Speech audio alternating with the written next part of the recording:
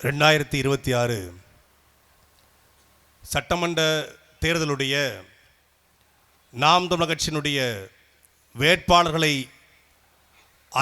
அறிமுகம் செய்து நடந்து கொண்டிருக்கிற இந்த கூட்டத்தை ஒருங்கிணைத்து நடத்துகிற புதுக்கோட்டை மாவட்ட நாம் தமிழர் கட்சியினுடைய உறவுகளுக்கும்,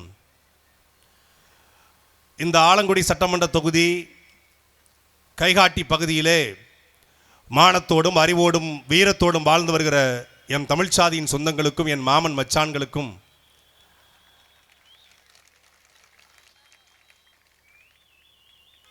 அரசுக்கும் எங்களுக்கும் எப்போதும் பாலமாக இருந்து நல்ல செய்திகளை மட்டும் அரசு கடத்துகிற காவல்துறை உளவுத்துறை பெருமக்களுக்கும், எப்படியும் நம்மைத்தான் பேச இருக்கிறான் என்று ஆங்காங்கே கடைகளில் அமர்ந்திருக்கிற பெருமதிப்பிற்குரிய திமுகவின் உடம்பிறப்புகளுக்கும், இரத்தத்தின் இரத்தமான எம்ஜிஆருடைய சொந்தங்களுக்கும், எப்படியும் நம்மை ரெண்டாக புலப்பான் என்று ஆங்காங்கே மரங்களில் அமர்ந்திருக்கிற அணில் குஞ்சுகளுக்கும், பிரபாகரனின் பிள்ளை சீமானின் தம்பியின் புரட்சிகரமான மாலை வணக்கம். எனக்கு முன்பாக பேசிய மரியாதைக்குரிய அண்ணன் ஹிமாயின் அவர்களும், மரியாதைக்குரிய மச்சான் ராஜாராம் அவர்களும், ஆலங்குடி சட்டமன்ற தொகுதிக்கு சட்டமன்ற உறுப்பினராகவும் பெருமதிப்பிற்குரிய அமைச்சராக இருக்கக்கூடிய அண்ணன் மையநாதன் அவர்கள் எதையுமே செய்யவில்லை என்று சொன்னார்கள். பார்த்து கொண்டிருக்கிற பெருமக்களுக்கு ஒரு சந்தேகம் வரலாம். அமைச்சர் தொகுதி 2 முறை எம்எல்ஏவாக இருந்திருக்கிறார், எதுவுமே செய்யலையா அப்படின்னு ஒரு கேள்வி உங்களுக்கு எல்லாத்துக்கும் கேளும். என்ன சொன்னாரு, என்ன செய்யலை அப்படின்னு ஒரு கேள்வி இருக்குல்ல. பெருமதிப்பிற்குரிய சுற்றுச்சூழல் துறை அமைச்சர் மாண்புமிகு மையநாதன் அவர்கள் 2021 மார்ச் மாதம் நினைக்கிறேன், ஆலங்குடியில் தேர்தல் பிரச்சாரத்தை மண்ணை தொட்டு கும்பிட்டு ஆரம்பித்தார். நன்றாக ஞாபகம் இருக்கிறது. அதில் அவர் முதல் வாக்குறுதியாக சொன்னது, ஆலங்குடியில் ஒரு அரசு கலைக்கல்லூரி உருவாக்கப்படும் அப்படின்னு சொல்லியிருந்தார். உருவாக்கியிருக்காரா? கீரமங்கலத்தை தலைமையிடமாக கொண்டு புதிய ஊராட்சி ஒன்றியம் அமைக்கப்படும். கீரமங்கலம் புதிய தாலுகாவாக அறிவிக்கப்படும். கொத்தமங்கலம் பேரூராட்சியாக அறிவிக்கப்படும். காவிரி குண்டாறு இணைப்பு திட்டம் ஆலங்குடி தொகுதி முழுவதும் கொண்டு வரப்படும். குழு குழு குழு என்று தண்ணீர் பாய்ச்சப்படும். நெடுவாசல் ஹைட்ரோ கார்பன் திட்டம் முற்றிலும் தடை செய்யப்படும். வம்பன் பகுதியில் புதிய தொழிற்பேட்டை சிப்காட் உருவாக்கப்பட்டு இளைஞர்களுக்கான வேலை வாய்ப்பு உறுதி செய்யப்படும்.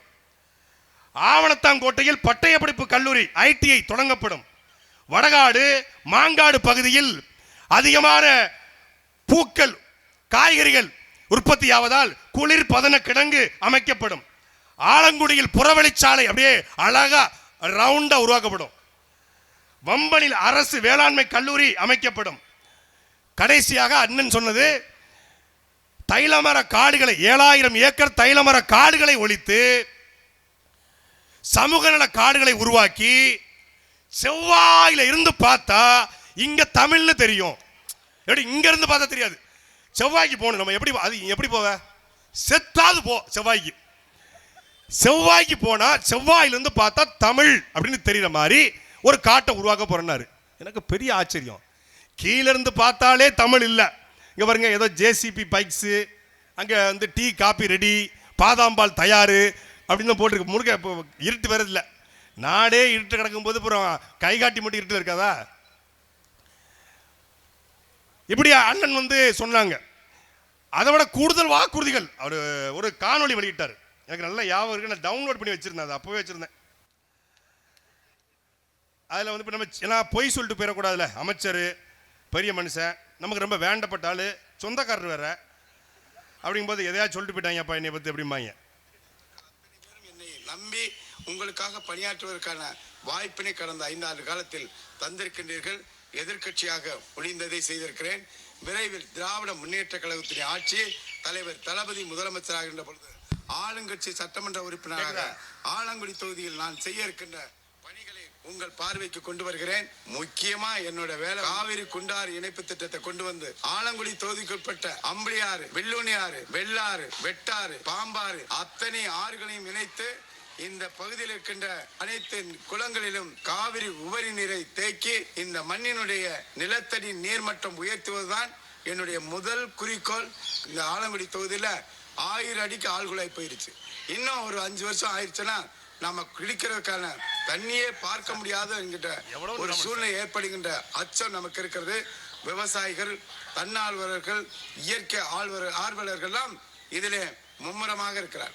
கடல்ல போய் 100 TMC கலக்கிற அந்த தண்ணீரை இந்த மாவட்டத்திற்கு, இந்த ஆலங்குடி தொகுதிக்கு கொண்டு வந்து சேர்ப்பேன் என்கிற உறுதியை நான் தெரிவித்துக் கொள்கிறேன். நம்ம தொகுதியில 80க்கும் மேற்பட்ட ஊராட்சிகள், முழுக்க கிராம பகுதி, 2000க்கும் மேற்பட்ட குக்கிராமங்கள். இந்த பகுதியிலிருந்து நானும் ஒரு சாதாரண ஒரு கிராமத்தில் இருந்துதான் உங்களிடத்தில் நான் போட்டியிடுகிற வாய்ப்பை பெற்றிருக்கிறேன். அந்த கிராமங்களுடைய வளர்ச்சி என்பது இன்றைக்கு பின்தங்கி இருக்கிறது. அந்த வளர்ச்சியை மேம்படுத்துவதில் நான் முதல் ஆளாக பணியாற்றுவேன். தொடர்ந்து என்னுடைய 25 ஆண்டு கால பொது வாழ்க்கையில் முடிந்ததை இந்த மக்களுக்காக தொடர்ந்து செய்து வந்திருக்கிறேன். இப்பொழுது அத்தனையும் காக்கா கத்துது பாருங்க, காங்குது பாருங்க. இது மாதிரி நிறைய வாக்குறுதி கொடுத்தாங்க. அதுல ஆலங்குடி கீழாத்தூர்ல அரசு கலைக்கல்லூரி தொடங்குறதுக்கான வேலைகள் நடந்துகிட்டு இருக்கு. அதை தவிர அண்ணன் சொன்ன நான் காவிரி குண்டாறு வாய்க்கால் திட்டத்தை உருவாக்குவேன், குளிர்பதன கிடங்கு அமைப்பேன், கீரமங்கலத்தில் காய்கறிக்கென்று வெளிநாட்டுக்கு ஏற்றுமதி செய்வதற்கான வழிவகையை செய்து தருவேன், இதற்கு வேலை வாய்ப்பை உறுதிப்படுத்துவேன் என்று வாக்குறுதி கொடுத்தாங்க. இதையெல்லாம் செய்யல என்பது நம்முடைய குற்றச்சாட்டு. அதைத்தான் ஹிமாயின் அவர்களும் வட ராஜாராம் அவர்களும் எல்லாரும் சொன்னாங்க. சட்டியில இருந்து வச்சுக்கிட்டா, சட்டியில இருந்தா ஆப்பையில வரும். அவர் என்ன வச்சுக்கிட்டா வஞ்சனம் பண்றாரு? அவர் மட்டும் செய்யல, அவங்க அப்பாவும் செய்யல. அவங்க அப்பா இங்க இருக்க அப்பா இல்ல, தமிழ்நாட்டுக்கு அப்பா ஒருத்தர் இருக்காருல்ல, அந்த அப்பாவே செய்யல. அவர் செஞ்சாதானே இவர் செய்வாரு. ஆட்சிக்கு வந்த உடனே ஒரு தேர்தல் அறிக்கை கொடுத்தாங்க. திமுகவோட தேர்தல் அறிக்கை திமுகவோட இணைய பக்கமா இருக்கக்கூடிய www.dmk.in அப்படிங்கிற இணைய பக்கத்தில் இருக்கு. மரியாதைக்குரிய திமுக உடன்பிறப்புகள், சொந்தங்கள் போய் டவுன்லோட் பண்ணுங்க, படித்தவர்கள் போய் பாருங்க. அந்த தேர்தல் அறிக்கையில முதல் வாக்குறுதி என்ன தெரியுமில? திருக்குறளை தேசிய நூலாக மாற்ற மத்திய அரசை வலியுறுத்துவோம். 5 வருஷம் ஆச்சு. ஊழல் புகார் உள்ள அதிமுக அமைச்சர்களுடைய ஊழலை விசாரிக்க தனி நீதிமன்றம் அமைக்கப்படும். இல்ல. பெட்ரோல் விலை 5 ரூபாயும் டீசல் விலை 3 ரூபாயும் குறைக்கப்படும். கேஸ் மானியம் 100 ரூபாய் குறைக்கப்படும். இப்படி 100 முக்கியமான வாக்குறுதிகளும் 520 பக்கங்களுக்கு வாக்குறுதிகளும் வாரி வழங்கினாங்க. 10,64,000 கோடி தமிழ்நாடு அரசு கடன். ஆனால் இந்த கடனை வாங்கி இந்த அரசு செய்த ஒரு சாதனை இலவச பேருந்து. அதுவும் நாடு தமிழ்நாடு, வாழ்கிற மக்கள் தமிழர்கள், பேசுகிற மொழி தமிழ். அப்புறம் என்ன மைத்துக்கடா அரசு போக்குவரத்து கழகம்? ஏன்னா தமிழ்நாடு அரசு போக்குவரத்து கழகம் இல்ல? இந்த கேள்வியை கேட்ட ஒரே கட்சி அது நாம் தமிழர் கட்சி மட்டும்தான். பாருங்க, அரசு போக்குவரத்து எந்த அரசு? கர்நாடக அரசா, கேரள அரசா, மகாராஷ்டிரா அரசா, இல்ல திராவிட அரசா, இல்ல முகலாய அரசா, இல்ல விஜயநகர சாம்ராஜ்யமா, இல்ல ஓங்கோல் பேரரசா? என்ன அரசு? இல்ல சோழ பேரரசா, இல்ல சேர பேரரசா, இல்ல பாண்டிய பேரரசா? தமிழ்நாட்டுக்கு நாங்க தான் தமிழ்நாடுன்னு பேர் வாங்கி கொடுத்தோம். எங்க ஐயா அண்ணாதுரை தான் பேர் வச்சாரு அப்படின்னு பெருமையோடு பேசுகிற திமுக அரசு போக்குவரத்து கழகம் மாத்திட்டாங்க. ஏன் தமிழ்நாடு தூக்குன? அந்த தூக்குன தமிழ்நாடுங்கிற இடத்துல தமிழ்நாடு முழுமைக்கும் தமிழ்நாடு ஸ்டிக்கரை ஒட்டிய ஒரு கட்சி அது நாம் தமிழர் கட்சி மட்டும்தான். அப்ப ஒரு வாக்குறுதியை கூட நிறைவேற்றாம 5 ஆண்டுகளை நிறைவு செய்திருக்கிறது திராவிட முன்னேற்ற கழகம். இப்போ ஸ்டாலின் தான் வராரு, விடியல் தர போறாருனாங்க. இப்ப ஸ்டாலின் தொடரட்டும், தமிழ்நாடு முடியட்டுமா? ஸ்டாலின் தொடரட்டும், தமிழ்நாடு விடியட்டுமா? ஏற்கனவே விடிஞ்சது 10 ஐயா, திருப்பி வர விடியணுமா? 2.0 டிராவிடன் மாடல் 2.0. அவரே சொல்றாரு 10,64,000 கோடி கடன் வாங்கி என்ன சாதனை? மகளிருக்கு உரிமை தொகை 2023 இருந்து இந்த மாதம் வரைக்கும் உரிமை தொகை எல்லா மகளிருக்கும் பயங்கர மகிழ்ச்சி. அது 100 நாள் வேலை திட்டத்துக்கு போறக்கூடிய பெண்களுக்கு பெரிய மகிழ்ச்சி.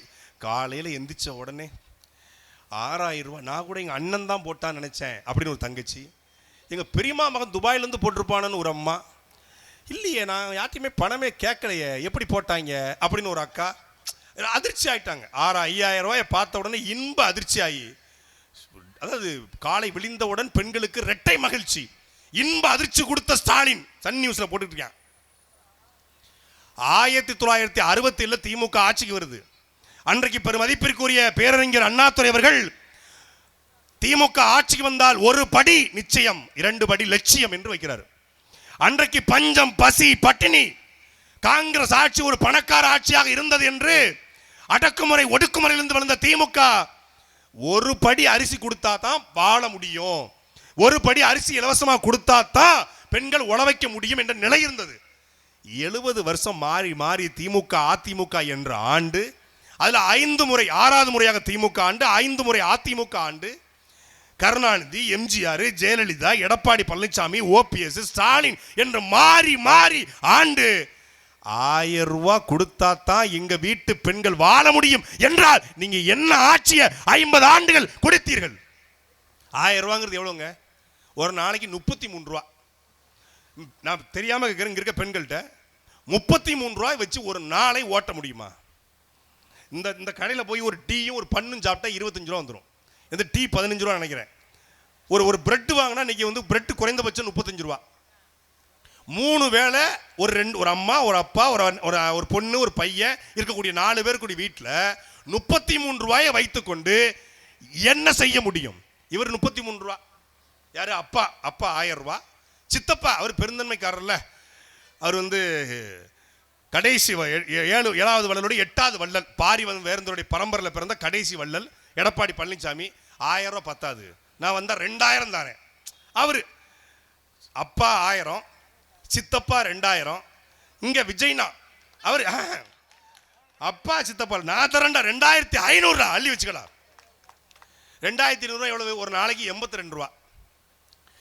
2500 ரூபா ஒரு குடும்ப தலைவிக்கு. இவங்க என்ன சொல்றாங்க? தகுதி வாய்ந்த இல்லத்தரசிக்கு. இவரு ஐயா எடப்பாடி பழனிசாமி அனைத்து இல்லத்தரசிக்கும், இவரு அனைத்து இல்லத்தரசிக்கும் 60 வயசுக்கு உட்பட்ட அனைத்து இல்லத்தரசிக்கும் 2500 ரூபா.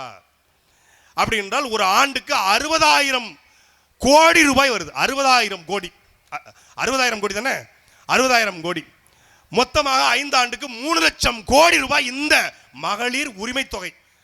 அவர் சொல்றது வந்து பெண்களுக்கான, உழைக்கிற பெண்களுக்கான ஒரு உரிமை தொகையாக நாங்கள் இதை கொடுப்போம் அப்படின்னு சொல்லி விஜய் அவர்கள் அறிவிக்கிறாங்க. அப்புறம் பார்த்தீங்கன்னா தாலிக்கு தங்கம்னு ஏற்கனவே அதிமுக கொடுத்துருந்தாங்க. இவர் நான் ஆட்சிக்கு வந்தா 1 பவுன் தங்கம் ஒரு சேலை, 1 பவுன் தங்க இன்னைக்கு 1,10,000 ரூபாய். தமிழ்நாடு முழுமைக்கும் சராசரியாக ஆண்டுக்கு 5 லட்சம் கல்யாணம் நடக்குது. ரிஜிஸ்டர் மேரேஜ், ரிஜிஸ்டர் இல்லாத மேரேஜ் நிறைய நடக்கும். ரிஜிஸ்டர் பதிவு திருமணம் மட்டும், பதிவு செய்யப்பட்ட திருமணம் மட்டும் 5 லட்சம் திருமணங்கள். 5 லட்சம் திருமணம் ஒரு ஆளுக்கு 1 லட்சம் அப்படின்னா கிட்டத்தட்ட 5000 கோடி ரூபாய். அது 25,000 கோடி ரூபாய் வருது மொத்தமாக 5 வருஷத்துக்கு கணக்கு பண்ணும்போது. இந்த பணத்தை எங்க இருந்து எப்படி நீங்கள் வருமானமாக அரசு கொடுப்பீங்க? இதை மட்டும் கொடு, நான் விஜய்க்கு ஓட்டு போடுறேன். எந்த சோர்ஸ் ஆஃப் இன்கம் என்ன? ஒருத்தர் 1000, இன்னொருத்தர் 2000, இன்னொருத்தர் 2500. ஒரு பழைய காமெடி உண்டு, 1000, 10,000, 20,000, பிம்பிளிக்கு பிளாப்பி, அவ்வளவுதான். எல்லாம் என்ன பண்றாங்க? வரியை வாங்கி, மக்களுடைய வரியை வாங்கி நாங்கள் உங்களுக்கு தருவோன்றான். அப்ப வரிச்சுமை கூடாதா? நான் ஆட்சிக்கு வந்தால் இந்த 10,64,000 கோடி கடனை எப்படி அடைப்பேன்? எந்த பேச்சும் இல்லை. நான் ஆட்சிக்கு வந்தால் புதிதாக தமிழ்நாடு அரசுக்கு வருமானத்தை எப்படி சேர்ப்பேன்? எந்த பேச்சும் இல்லை. இயற்றலும் ஈற்றலும் காத்தலும் காத்த வகுத்தலும் வல்லது அரசு என்று வள்ளுவன் சொல்றான். நல்ல திட்டங்களை இயற்றி அதன் மூலமாக வருமானத்தை பெருக்கி அந்த வருமானத்தை கொண்டு மக்களுக்கு சேவை செய்கிற அரசு நல்ல அரசு, வல்ல அரசு. அப்படி ஏதாவது திட்டம் உங்ககிட்ட இருக்கா? யார்கிட்ட இருக்கு? எங்க அண்ணன் சீமான்ட்ட இருக்கு. நிலமும் வளமும் சார்ந்த தொழிற்சாலையை உருவாக்குவேன்.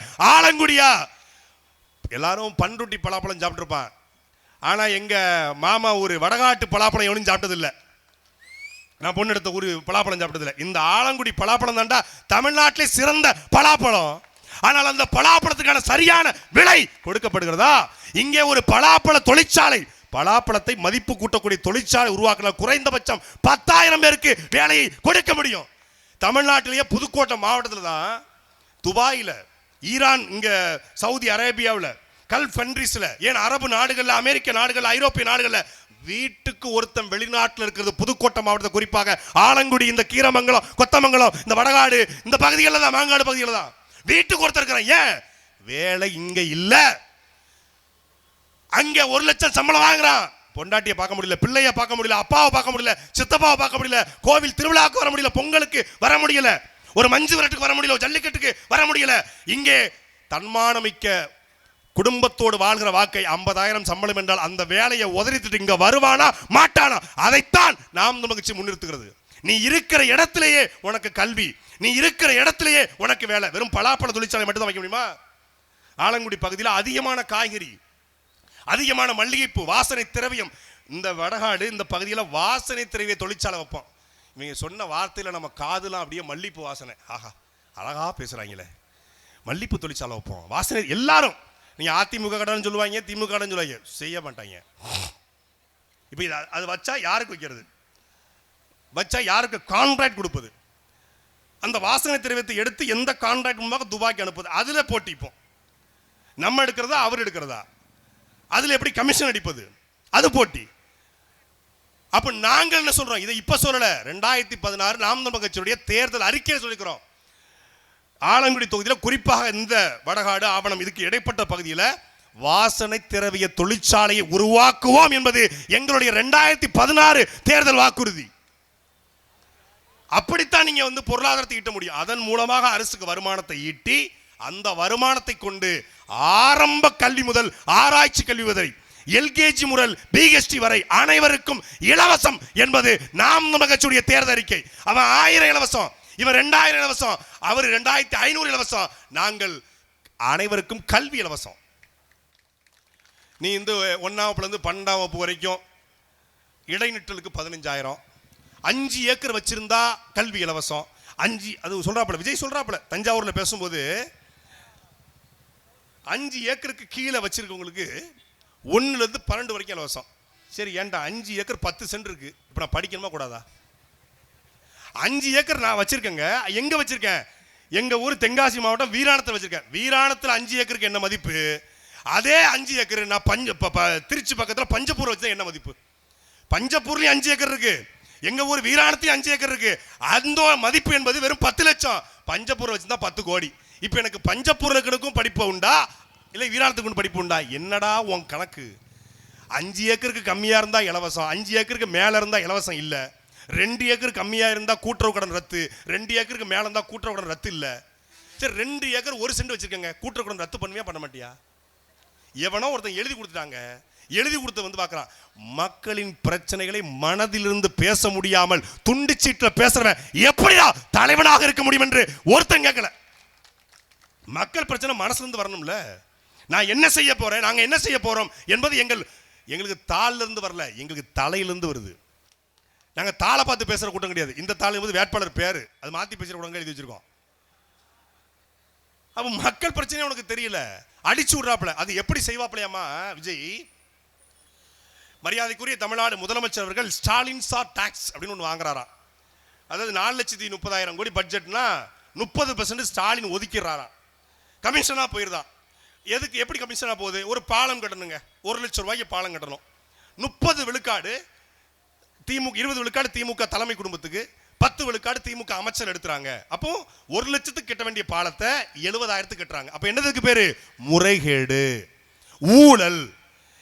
சார் என்ன சொல்றாப்ல? அதாவது 30 விழுக்காடு திமுக கொள்ளையடிச்சிருது, திமுக குடும்பத்துக்கு போயிருது. எதுல? ஒழுங்கா கட்ட வேண்டிய 1 லட்சத்துக்கு கட்ட வேண்டிய பாலத்தை 70,000த்துக்கு கட்டி 30,000த்தை திமுக கொள்ளையடிக்குது. ஆனா நான் வந்தா அதே மாதிரி 30 விழுக்காடு கொள்ளையடிச்சு உங்களுக்கு கொடுப்பேன். அப்ப நீயும் தரமற்ற பாலத்தை உருவாக்க போற, நீயும் தரமற்ற சாலை தானே உருவாக்க போற, நீயும் கமிஷன், நீயும் கரப்ஷன், நீயும் கலெக்ஷன். நீ திமுகவுக்கு எப்படி மாற்று? இந்த கேள்வியை நாங்க எழுப்புறோம். நான் வந்தா கரப்ஷன் இருக்காது, கலெக்ஷன் இருக்காது, கமிஷன் இருக்காது, ஊழல் இருக்காது. நல்ல திட்டங்களை இயற்றி அதன் மூலமாக வருமானத்தை பெருக்கி அந்த வருமானத்தை கொண்டு என் மக்களுக்கு கல்வியை கொடுப்பேன், மருத்துவத்தை கொடுப்பேன்னா நல்ல மனுஷன், இவன் நல்ல மாற்றம், இவன் நல்ல தலைவன். ஆனால் திமுக 1000 கொடுக்குது, எடப்பாடி 2000 2500 கொடுப்பேன் என்றால் நீ திருட்டு பைய, 1ஆம் நம்பர் திருட்டு பைய. சாதா திட்டு போய் கிடையாது. திமுக பத்தி எங்களுக்கு நல்லா தெரியும், எல்லாருக்கும் தெரியும். பரம்பரையா திமுக கொள்ளையடிக்குது. திமுக காரங்களுக்கு தெரியும். நீங்க வந்து திமுக அமைச்சரை கூப்பிட்டு, அண்ணா நீங்க கமிஷனே இது வரைக்கும் வாங்கல போப்பா, ஆனால் நீங்க ஊழலே இது வரைக்கும் பண்ணதில்லைன்னு கேளுங்க, அட போப்பா. திமுக காரங்களை ஏற்றுக்க மாட்டாங்க. என்னைக்காவது ஐயா ஸ்டாலின் நான் ஒரு பைசா ஊழல் பண்ணாதவன் அவர் சொல்லியிருக்காரா? அவங்க ரொம்ப வெளிப்படைத்தன்மை டிரான்ஸ்பரண்டா இருப்பாங்க. நாங்கள் கொள்ளையடிப்போம் தம்பி, அதில் ஒன்றும் இல்லை. எடப்பாடி கேட்டிங்கன்னா நாங்கள் அடிப்போங்க, இவ்வளவு அடிக்க மாட்டோங்க. நீங்கள் பார்த்தீங்கன்னாங்க அவங்களவுக்கு நாங்கள் ரொம்ப ரஃப் கிடையாதுங்க, நாங்கள் கொஞ்சம் சாஃப்டாக தான் டச் பண்ணுவோங்க. அவங்க 20%, நாங்கள் 10% தாங்க. அவங்க என்ன பண்ணுவாங்கன்னா, நாங்கள் பசிக்கு வந்து கடலையை பிடுங்குவோங்க. அவங்க கடலை செடி மேலே இருக்குங்க, கடலையை மட்டும் பறிச்சு போயிடுவாங்க. பட் அவங்களுக்கு தான் 2 பேருக்கும் வித்தியாசம், டிஃப்ரென்ஸுங்க. மற்றபடி எங்களுக்கு இல்லைன்னு இவங்க சொல்லுவாங்க. பட் 2 பேருமே ஊழல் பண்ண மாட்டோம், லஞ்சம் வாங்க மாட்டோம், கரப்ஷன் கலெக்ஷன் கமிஷன் பண்ண மாட்டேன்னு என்றைக்குமே சொன்னது கிடையாது. 2 பேருக்குள்ள போட்டி என்ன? நீ ஆத்துமல்ல கொள்ளடிக்கிறதா, நான் ஆத்துமல்ல கொள்ளடிக்கிறதா? நீ கனிமூலத்தை கொள்ளடிக்கிறதா, நான் கனிமூலத்தை கொள்ளடிக்கிறதா? நீ கமிஷன் வாங்குறதா, நான் கமிஷன் வாங்குறதா? நீ தமிழ்நாட்டை முதல்ல மொட்டடிக்க போறியா, நான் தமிழ்நாட்டை முதல்ல மொட்டடிக்க போறேன்? 2 பேருக்கு அதான் போட்டி. மற்றபடி 2 பேருமே வந்து வெளிப்படைத்தன்மையோட நாங்க இப்படித்தான் பண்ணுவோன்னு வந்துட்டாங்க. நீங்க என்ன பண்றீங்க? மாற்றம்னு வரீங்க. 2 பேரும் சரியில்லை. தீய சக்தி திமுகவா? கலைஞர் ரோல் மாடல் சாருக்கு, யாருக்கு? நம்ம பக்காமாசுக்கு கலைஞர் ரோல் மாடல், திமுக தீய சக்தி. ஜெயலலிதா ரோல் மாடல், அதிமுக ஊழல் சக்தி. எப்பா யாரா நீ? யாருப்பா நீ? Kalaignar role model, MGR role model, Jayalalithaa role model, Anna role model, Stalin role model, அப்புறம் Trisha role model, Keerthy Suresh role model, எல்லாம் சொல்லிருங்களேன். எல்லாருமே ரோல் மாடல் தானே. அடிச்சு விடுறது. இவர் வந்து தாய்மாமன் சீர்திட்டத்தில் ஒவ்வொரு வீட்டு பிள்ளைக்கும் ஒரு மோதிரம். பெத்த பிள்ளைய ரோட்ல விட்ட நீ நீ என்ன தாய்மாமன் சீர் செய்ய போற?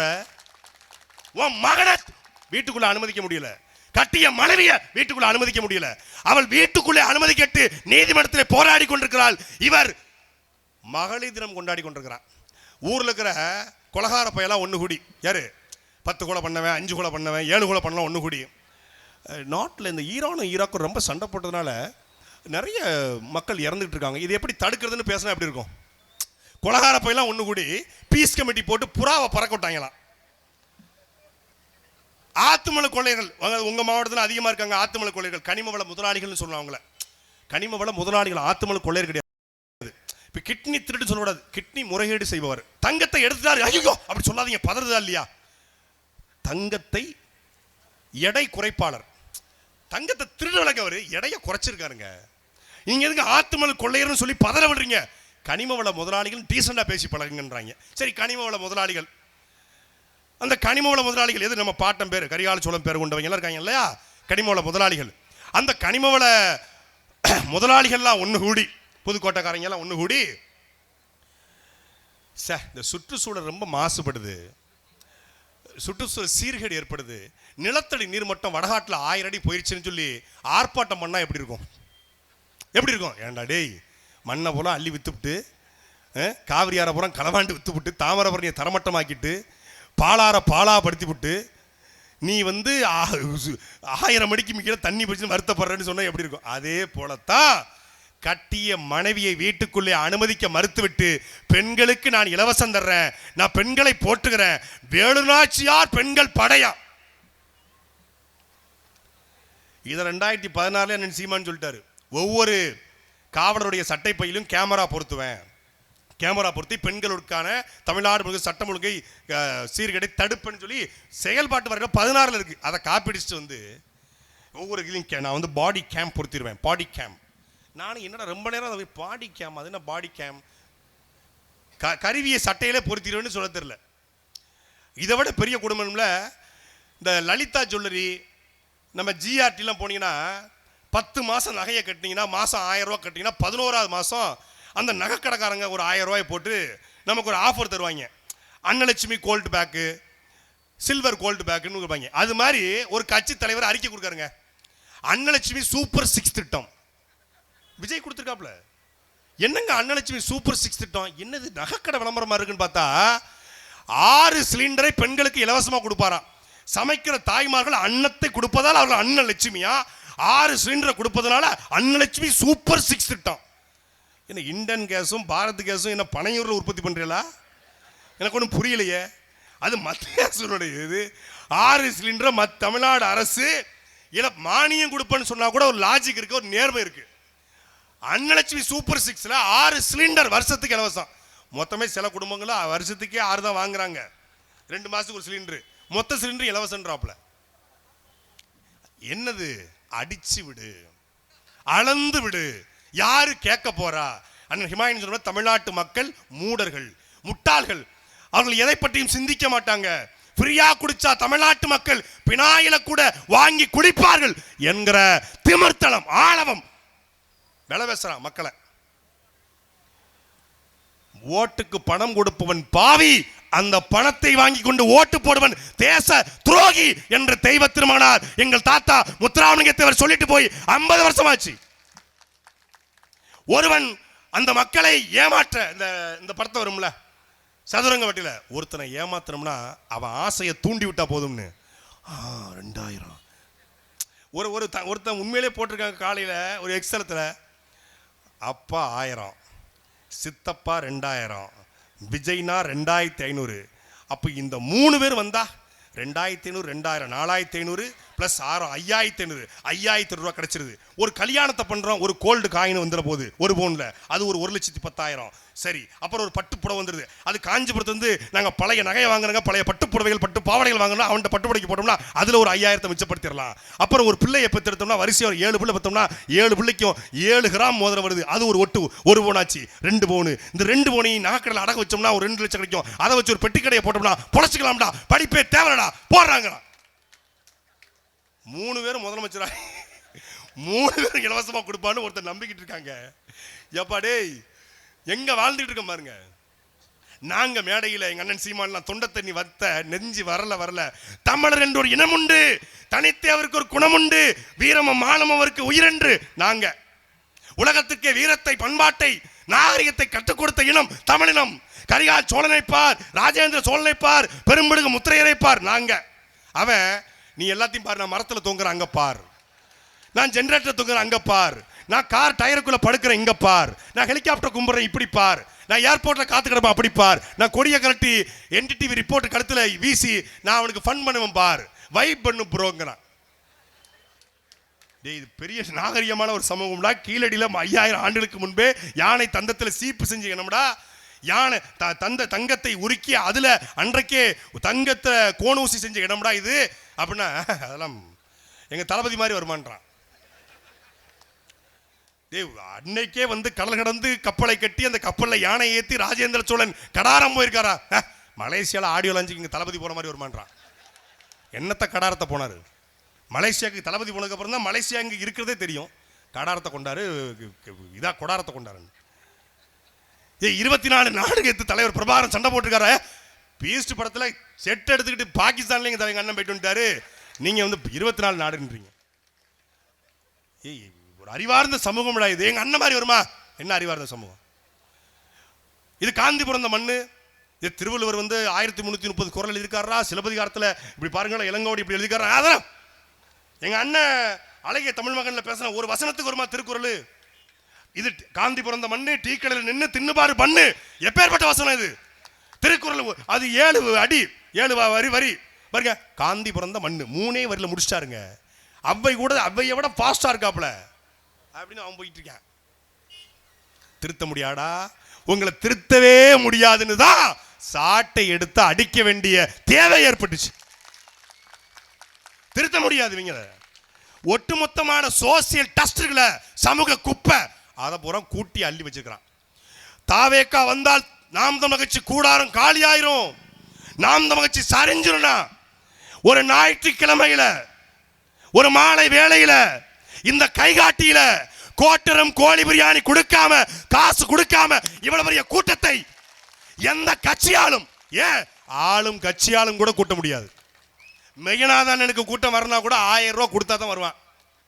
அமைச்சர் எங்க சொந்தக்காரர் தான், அதனால 9 மணிக்கு மேல கடைக்கு போகணுமா. நல்லவர் தாங்க, அதுக்காக என்ன மச்சான் நீங்க காசு கொடுக்காம கூப்பிட்டு எப்படி வர்றது அப்படிமா.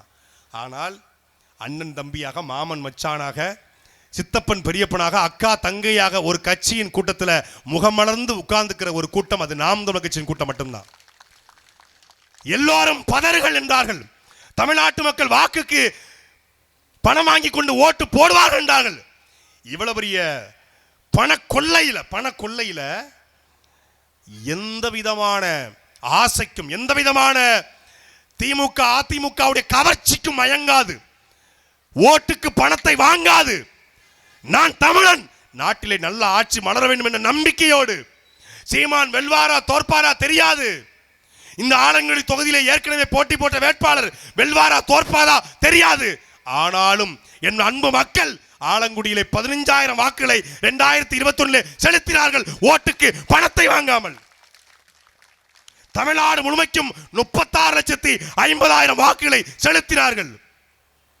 எவ்வளவு பெரிய வேட்டை! குக்கரு, மிக்சி, கிரைண்டர், கொலுசு, மூக்குத்தி, வாளி, டிபன் பாக்ஸ், ஹாட் பாக்ஸ் எல்லாம் கொடுத்தான். சுடிதார், சேலை, சட்டை, டி-ஷர்ட், தொப்பி எல்லாம் கொடுத்தான். இங்க இந்த வடிவேல் ஒரு இங்கிலீஷ்காரன் படத்துல பேண்ட் பாக்கெட்ல இருந்து சட்டையை கழட்டு வர, அது மாதிரி தான் நாங்க. எங்ககிட்ட ஒண்ணும் இல்ல. என்னையே சோதனை வந்தாங்க எங்க வீட்டுக்கு திருச்சியில. மனைவி தான் வீட்டுல இருந்தாங்க. வீடு முழுக்க உருட்டினாங்க. உருட்டி புரட்டி பெட்டெடுத்து போட்டு கிச்சன் மேல ஏறி பார்த்து 4-5 பில் எடுத்து கொடுத்துருக்கா என் பொண்டாட்டி. எடுத்தோன்னே என்னது இது, கோகுளத்தில் சீட்டு போட்டிருக்கோங்க, இது முத்தூட்டில் அடகு வச்சிருக்கோங்க, 2 சீட்டையும் பார்த்துருக்காங்க. என்னங்க கோடி கோடியா பணம் வருதுன்றாங்க. இதுதாங்க. அப்படியா, செலவுக்கு இருந்தால் காசு நீங்க கொடுங்கன்னு கும்பிட்டு போயிட்டாங்க. இந்தியாவிலேயே என்ஐஏ ரைடு வந்து அந்த என்ஐஏ ரைட்ல தூய்மையானவர்கள் என்று நிரூபிக்கப்பட்ட ஒரே ஒரு கட்சி அது நாம் தமிழர் கட்சி மட்டும்தான். சாட்டை துறைமுறைக்கு கோடி கோடியாக பணம் கொட்டுதுன்னா, கொட்டி இருந்தா நான் இதுக்குள்ள திகார் ஜெயில இருந்திருப்பேன், தூக்கி போயிருப்பாங்க. அன்னைக்கு வந்தார்கள், எல்லார் வீட்டிலும் பணம் எடுத்தார்கள். மரியாதைக்குரிய அண்ணன் செந்தில் பாலாஜி வீட்டிலே பணம் எடுக்கப்பட்டது. மரியாதைக்குரிய ஐயா பொன்முடி வீட்டிலே பணம் எடுக்கப்பட்டது. மரியாதைக்குரிய அண்ணன் துரைமுருகன், திமுக துரைமுருகன் வீட்டிலே பணம் எடுக்கப்பட்டது. மரியாதைக்குரிய KN வீட்டிலே டாக்குமெண்ட்ஸ் எடுக்கப்பட்டது. ஆனால் எங்கள் வீட்டுக்கு வந்தார்கள், என் வீட்டுக்கு தம் இடமானம் கருதி வீட்டுக்கு மதிவான வீட்டுக்கு வந்தார்கள். என்னையே என்ன எடுக்கப்பட்டது? எங்கள் தலைவன் பிரபாகரனுடைய தமிழர் எழுச்சியின் வடிவம் என்ற புத்தகமும், அண்ணன் சீமான் எழுதிய திருப்பி அடிப்பேன் என்ற புத்தகமும் எடுத்துட்டு போனான். இந்த புத்தகத்தை வச்சு என்ன செய்ய போறாங்கன்னு நினைச்சேன். அப்பதான் தெரியுது படிக்கிறது எடுத்து போயிருக்காங்க. தலைவர் வரலாறையும் அண்ணன் வரலாறையும் படிக்க எடுத்து போயிருக்காங்க. அப்போ ஒரு தூய்மையான, நேர்மையான, உண்மையானவர்கள் என்று சொல்வதற்கு தகுதி யாருக்கு இருக்கு? திமுக தீய சக்தி, ஆமாம், அதை சொல்லுகிற தகுதி, அது தூய சக்தின்னு சொல்லுகிற தகுதி தாவேகாக்கு விஜய்க்கு இருக்கிறதா? நீ எப்படி தூய சக்தி? எப்படி தூய சக்தி?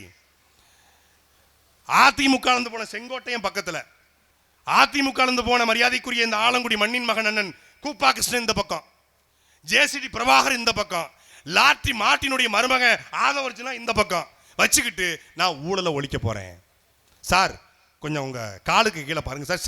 செங்ஸ்புரோ இருக்காப்ல, அந்த செங்ஸ்புரோக்கு 2001 வனத்துறை அமைச்சராக 91-96 வரைக்கும் வனத்துறை அமைச்சராக இருக்கும்போது சந்தன மரங்களை கடத்தி விட்டதாக வருமான வரித்துறை வழக்கு இருக்கு சார். உங்க பக்கத்தில் இருக்கிற கூப்பா கிருஷ்ணன், அவர் மேல 1991-96 வரைக்கும் வேளாண்மைத்துறை அமைச்சராக இருக்கும் பொழுது அவருடைய மனைவி உட்பட 10 பேர் மீது வருமானத்துக்கு அதிகமாக சொத்து சேர்த்ததாக வழக்கு இருக்கு சார். சார் நீங்க எப்படி சார் ஊழல் ஒழிப்பீங்க? இதெல்லாம் தண்டி இவரு நான் என்னங்க பணம், நான் கோடி கோடியா பணத்தை வச்சிருக்கேன், கேரியருடைய உச்சத்தையே உதறிட்டேன் அப்படின்னு சொல்றவரு புலி படத்திற்கு வாங்கின சம்பளத்தில் 15 கோடி மறைச்சதாக சொல்லி வருமான வரித்துறை வழக்குல 1.5 கோடி தாங்க, 1.5 கோடி கட்ட சொல்றாங்க. நான் கட்ட மாட்டேன், நான் கட்டவே மாட்டேன் அப்படின்னு அழுது அடம்பிடிச்சு நீதிமன்றத்துக்கு போய் நீதிமன்றம் காரி துப்பி, நீங்க ரியல் ஹீரோவா இருந்தா பத்தாது, ரியல் ஹீரோவாவும் இருக்கணும், சினிமாவில் சமூக நீதி பேசினா பத்தாது, வரியை ஒழுங்கா கட்டணும், வரியை ஏய்ப்பது என்பது ஒரு வகையான தேச துரோகம் சொன்னது சென்னை உயர்நீதிமன்றம். 1.5 கோடி ரூபாய் அபராதம் போட்டிருக்கு. இவர் தான் நான் ஊழலை ஒழிக்க போறேன், நான் லஞ்சத்தை ஒழிக்க போறேன், நான் தூய ஆட்சி தரப்போறேன். அது எவனாவது புயல் காத்துல பொய் சாப்பிட்டுட்டு இருப்பான், அவன்கிட்ட போய் சொல்லுங்க. எவனாவது ஆடி காத்துல அவுள் சாப்பிடுவான், அவன்கிட்ட போய் சொல்லுங்க. ஊழல் ஒழிப்புன்னா நாம உண்மையா இருக்கணும், நாம நேர்மையா இருக்கணும். ஏன் காமராஜர் ஆட்சி நேர்மையாச்சு? காமராஜர் 5 பைசா கூட தொடாமல் இருந்தார், அதனால் கக்கன் தொடாமல் இருந்தால். காமராஜர் நேர்மையா இருந்தார், கக்கன் அமைச்சர். கருணாநிதி முதலமைச்சர் இருந்தார், செந்தில் பாலாஜி அமைச்சர். அவ்வளவுதான். ஒரு கக்கன் வேணுமா? ஒரு புதுக்கோட்டை ராமசாமி வேணுமா? ஒரு காமராஜர் வேணும். இங்க அமைச்சர்கள் முக்கியம் இல்ல, முதலமைச்சர். தலைவன் எவ்வளியோ தொண்டன் அவளி. தலைவன் மனைவியை விரட்டி விட்டுருவான், பிள்ளைய விரட்டி விட்டுருவானா, தொண்டை என்ன பண்ணுவான்? அண்ணன் ஹிமாயின் சொன்னதை தான் பண்ணுவான். இதுல என்ன தப்பு இருக்கு? நான் உண்மையிலே தனிப்பட்ட வாழ்க்கையை, யாருடைய தனிப்பட்ட வாழ்க்கையும் பொது மேடையில், அரசியல் மேடையில் பேசக்கூடாது. அது பொது வழிக்கு வர்ற வரைக்கும் ஒரு பெண்ணை, அந்த பெண் இவனோடு வாழ முடியாது என்று நீதிமன்றம் சென்ற பிறகு அந்த பெண்ணை கேரக்டர் அசாசினேட் பண்றான். நாங்கள் பேசிய பொழுது எனக்கெல்லாம் ஒரு வீடியோக்கு 2 லட்சமா, ஒரு வீடியோக்கு 2 லட்சம் கொடுத்து வடகாட்டில் நான் பெரிய சூப்பர் மார்க்கெட் கட்டி வச்சிருக்கேன். எங்க மாமா ஒரு கவரிங் கடை வச்சிருக்காப்புல, அதைத்தான் சூப்பர் மார்க்கெட்னு சொல்லிட்டாங்க போல இருக்கு. சூப்பர் மார்க்கெட் கட்டாரு, புதுக்கோட்டையில் பெரிய அப்பார்ட்மெண்ட் கட்டாரு. மாமா வந்து எனக்கு 40 கோடி கொடுத்தாப்லையா, எங்க மாமா வடகாட்டில் 40 கோடி கொடுத்து நான் பெரிய பங்களா கட்டியிருக்கிறேன். புதுக்கோட்டையில் வந்து இது இருக்குல்ல, தீன் ஹாஸ்பிட்டல், என் ஹாஸ்பிட்டல் தானே, புதுக்கோட்டை டீம் ஹாஸ்பிட்டல் என் ஹாஸ்பிட்டல் தான். அப்புறம் அங்கே இந்த புதுக்கோட்டை டயபெட்டிக் சென்டர்னு ஒன்று இருக்குது, முத்துராஜா சார் வழக்கு போட்டுவாப்புல, அது ஹாஸ்பிட்டல் தான். புதுக்கோட்டையில் என்ன தேட்டருன்னு, தேட்ரு ஒரு 2-3 தேட்டர் வர வாங்கி போட்டிருக்கேன் புதுக்கோட்டையில். காந்தியா, சாந்தி தேட்டரு, சாந்தி தேட்டரு என் தேட்டரு தான். வந்த பணத்தில் இப்படி விஜயை விமர்சித்து பேசினால் 2 லட்சம் வரும் அப்படின்னு சொன்னாங்க. நானும் கிட்டத்தட்ட 200 வீடியோ போட்டேன் வரும்னு.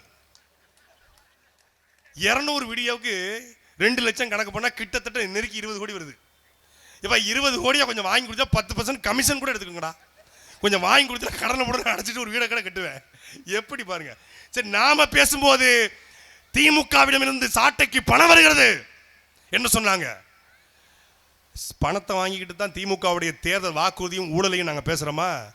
எங்களுக்கு மடியில கனமில்ல, வழியில பயம் இல்லை. எவனிடத்திலும் கைகட்டி கையேந்தி நிற்க வேண்டுங்கிற அவசியம் எங்களுக்கு கிடையாது. நாங்க பணம் வாங்கிட்டு பேசுறோம்னா இப்ப என்ன சொல்றாங்கன்னா, சங்கீதாவே பணம் வாங்கிட்டு பேசுறேன்ட்டான். நான் பேசுனா நான் பணம் வாங்குறேன், சீமான் பேசுனா சீமான் பணம் வாங்குறாரு, ஹிமாயின் பேசுனா ஹிமாயின் பணம் வாங்குறாரு. இப்போ இது திமுகவுடைய திட்டமிட்ட சதி. எது? கரூர் பிரச்சனை. 41 பேரை அண்ணா கொண்டிருக்க மாட்டாரு, அண்ணா ரொம்ப சாஃப்டானவர், அண்ணா 4 நாள் சாப்பிடவே இல்லை, அண்ணா நீங்க தூங்குங்கண்ணா, அண்ணா நீங்க நல்லா சாப்பிடுங்கண்ணா அப்படின்னாங்க. இது திமுகவோட திட்டமிட்ட சதின்னாங்க. எது? 41 பேரை கொன்னது. அதுக்கப்புறம் பார்த்தா ஜனநாயகன் படம், அதுவும் திமுகவோட திட்டமிட்ட சதி. திமுக உள்ள புகுந்துதான் ஜனநாயகன் படத்தை தடை பண்ணிருச்சு. அப்புறம் சிபிஐ விசாரணை, அதுவும் திமுகவோட திட்டமிட்ட சதி. இப்போ உங்க மனைவி வழக்கு போட்டிருக்கு, இதுவும் திமுகவோட சதி. டேய், உன் பொண்டாட்டியை கூட ஒழுங்கா வச்சுக்க முடியாது, நீ எப்படா நாட்டை காப்பாத்துவ? எப்படா காப்பாத்துவ? எப்படி காப்பாத்துவ? உங்கள் மனைவிய திமுக காரன் வந்து வழக்கு போட வைக்கலாம்னா நீ மயிரையா புடிங்கிட்டு இருக்கன்னு ஒரு தாவக்காரன் ஏன்டா கேட்கல? இந்த கேள்விக்கு பதில் இருக்கா வேண்டியது? ஒரு அயோக்கிய கூட்டம். திமுக என்பது வரும்போது தப்பான கட்சி இல்ல, அது நல்ல கட்சி. அண்ணாதுரை நல்ல நோக்கத்துக்காக தொடங்கினாரு. பேரறிஞர் பெருந்தகையும் அறிஞர் அண்ணா மரியாதைக்குரிய எம்ஜிஆரும் கட்சியை தொடங்கும் போது நல்ல நோக்கம். எம்ஜிஆர் இயல்புல நல்ல மனுஷன், இயல்புல தங்கமானவன், இயல்புல கொடுத்து கொடுத்து சிவந்த கரங்களுக்கு சொந்தக்காரர். ராமாபுரம் தோட்டத்துடைய கதவுகள் மூடியதாக சரித்திரமே கிடையாது. இந்த பனையூர் கதவுகள் திறந்ததாக வரலாறே கிடையாது. எம்ஜிஆர் வீட்டுக்கு யார் போனாலும் காலையில எந்திப்பாராம் 6 மணிக்கு, 2000 பேர் நிற்பாங்க. 2000 பேருக்கு சாப்பாடு. 2000 பேரையும் பார்த்துட்டு தான் படப்பிடிப்புனாலும் போவாரு, சட்டசபைனாலும் போவாரு. வரலாறு அறிந்தவருக்கு தெரியும் எவ்வளவு அன்போடு, பேரன்போடு. அவர் தமிழன் கிடையாது, ஆனாலும் தமிழனுக்கென்று ஒரு நாடு அடைய வேண்டும் என்ற கனவு கண்டவர் எம்ஜிஆர். எங்கள் தலைவன் உலகத்தின் 24 நாடுகளை எதிர்த்து சண்டையிட்ட எங்கள் தலைவன், இதே வடநாடு, இதே ஆலங்குடி மண்ணிலே உலவிய எங்கள் தலைவன், தேசிய தலைவன் மேதகவே பிரபாகரன். அவரை சொந்த தம்பியாக பார்த்தவர் எம்ஜிஆர். தம்பி, நீ நாடு அடைய எவ்வளவு பணம் வேணும்? ஒரு 100 கோடி தேவைப்படும் அண்ணா, நான் தருகிறேன், நீ சண்டையிடு என்று சொன்னவர் எம்ஜிஆர். பாயும் புலிகளுக்கு 10 கோடியை அள்ளி கொடுத்த வள்ளல் எம்ஜிஆர். அதனால அவனை கொண்டாடுறோம். அவர் 10 கோடி அள்ளி கொடுத்த வள்ளல். இவன் 10 பைசா கூட சொல்லுவாங்க எங்க ஊர்ல, நாய்த்தோல்ல வடிகட்டின கஞ்சம்பாங்க. சாதா தோல் கிடையாது, நாய்த்தோல்ல வடிகட்டவே முடியாது. இருக்கலே டஃபஸ்ட், ரொம்ப ரஃப் நாய்த்தோல். அந்த நாய்த்தோல்ல வடிகட்டின கஞ்சன். உண்மையிலே திரைத்துறையை சார்ந்த ஒரு நண்பர், அவருக்கு ரொம்ப நெருக்கமான நண்பர் என்னைய சந்திச்சாரு. பேரை சொன்னா ரொம்ப பிரச்சனை ஆயிரும். ஒரு வானூர்தி நிலையத்தில் சந்திச்சாரு. அவர் சொன்னாரு, ரொம்ப க்ளோஸ், யாருக்கு? விஜய்க்கு ரொம்ப க்ளோஸான ஒரு நண்பர். சொல்றாரு, விஜய்கிட்ட போய் ஒரு கத்தியை காட்டி, சார் உங்களை குத்த போறேன் அப்படின்னு சொல்லுங்க. அதுக்கு முன்னாடி பாக்கெட்ல ஒரு 500 ரூபாய் பணத்தை நான் எடுத்துக்கிறேன்னு சொல்லுங்க. நீ குத்திக்கோ, பணத்தை வேணா விட்டு, வயிற்றுல வேணா குத்திக்கோ, பணத்தை விட்டுன்னு சொல்லுவாரு. விஜயை நீங்க பிரஸ் மீட்டுக்கு கூட்டு வரணும்னா ஒரே ஒரு வழிதான் இருக்கு. விஜய் பாக்கெட்ல இருந்து ஒரு 500 ரூபாய் எடுத்துட்டு நீங்க பிரஸ் கிளப்புக்கு ஓடுனீங்கன்னா நேரா பிரஸ் கிளப்புக்கு வந்துருவாப்ல, ஓடி வருவாப்ல. எடுத்தேன் பாரு ஒரு ஓட்டம்.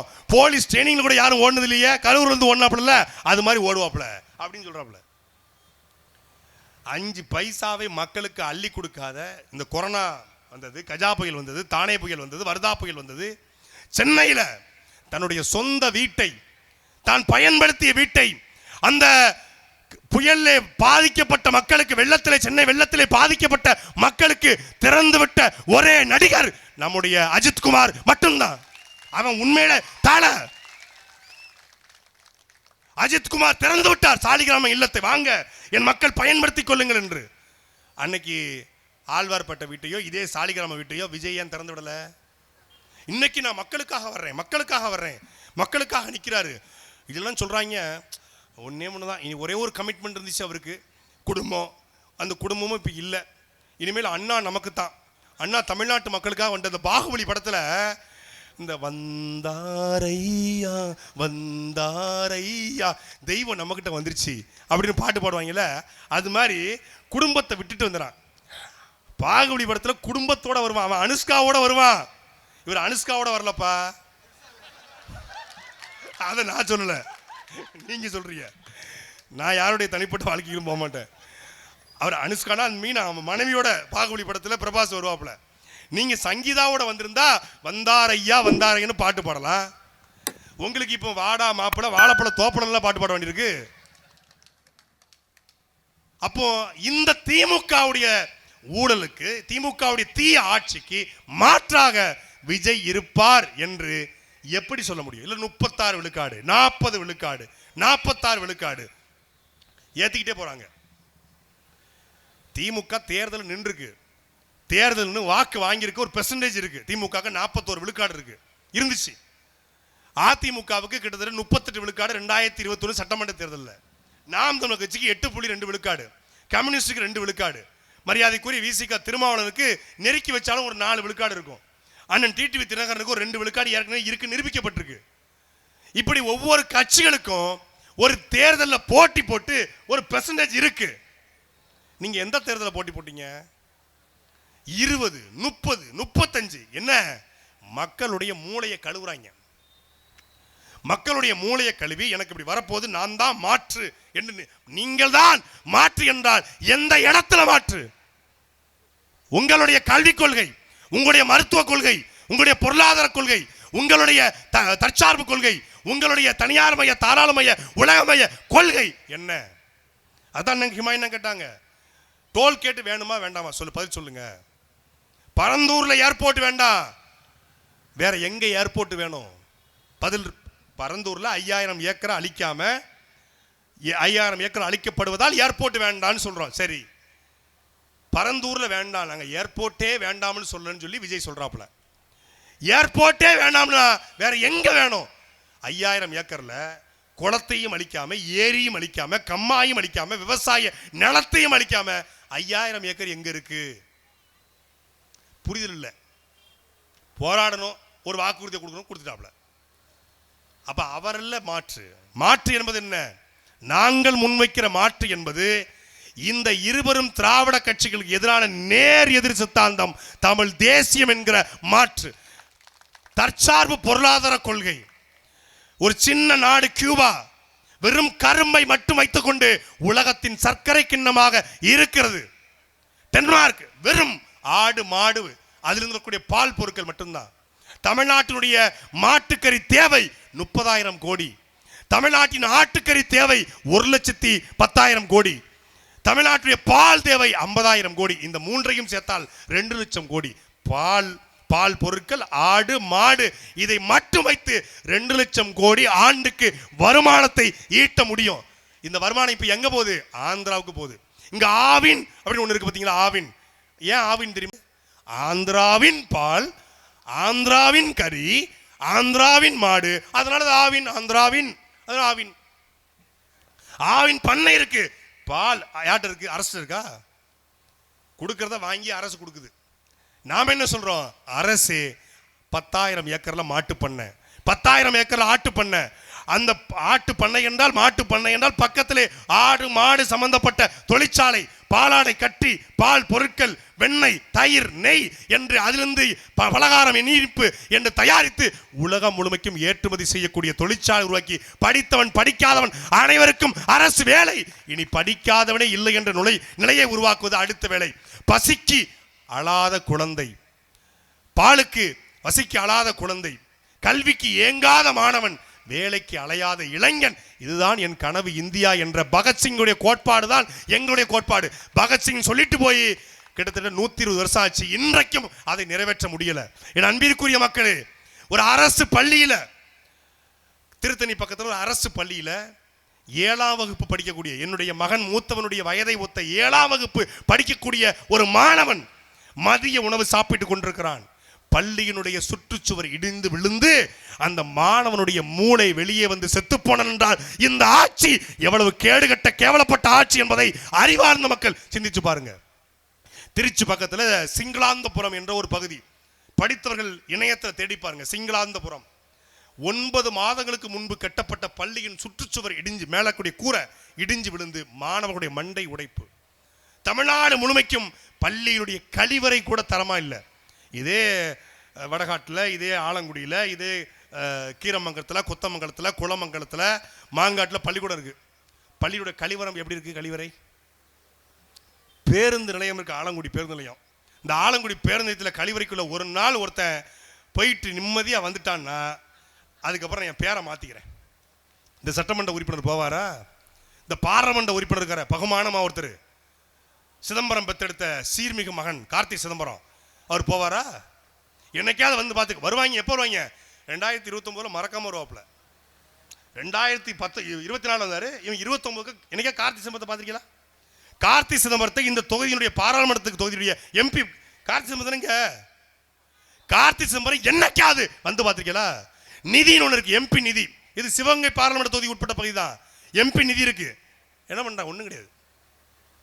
அப்போ மீண்டும் மீண்டும் இதே திமுக, இதே அதிமுக, அந்த ரெண்டுக்கும் எந்த மாற்றமும் இல்லாம அதனுடைய இன்னொரு வடிவமாக சினிமாவில் நடிச்ச நான் நாட்டை ஆண்டுவேங்கிற திமிரோடு வருகிற விஜய்க்கு உங்கள் வாக்கா? இல்லை, இந்த நிலத்தை தலைகீழாக மாற்ற துடிக்கிற எங்களுக்கு உங்கள் வாக்கா என்பதுதான் இங்க இருக்கிற கேள்வி. இல்ல நாங்க பரம்பரை திமுக, நாங்க பரம்பரை அதிமுக, எல்லா கேதத்துக்கும் அமைச்சர் வந்துருவாரு, எல்லா பெரிய காரியத்துக்கும் வந்துருவாப்ல, என்ன நடந்தாலும் வந்துருவாப்ல, சாவு ரெகுலரா போறது சாவுக்கு போயிடுவாங்க.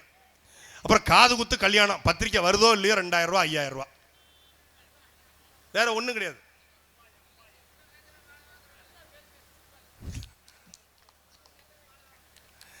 பேசுறது முக்கியம், நீங்க ஓட்ட போடணும், அதுதான் சூப்பர். பேசுறது சூப்பர் இல்ல, ஓட்டு போடதான் சூப்பர். 8.2 வைத்திருக்கிற ஒரு கட்சி வளருமான்னு கேட்கிறாங்க.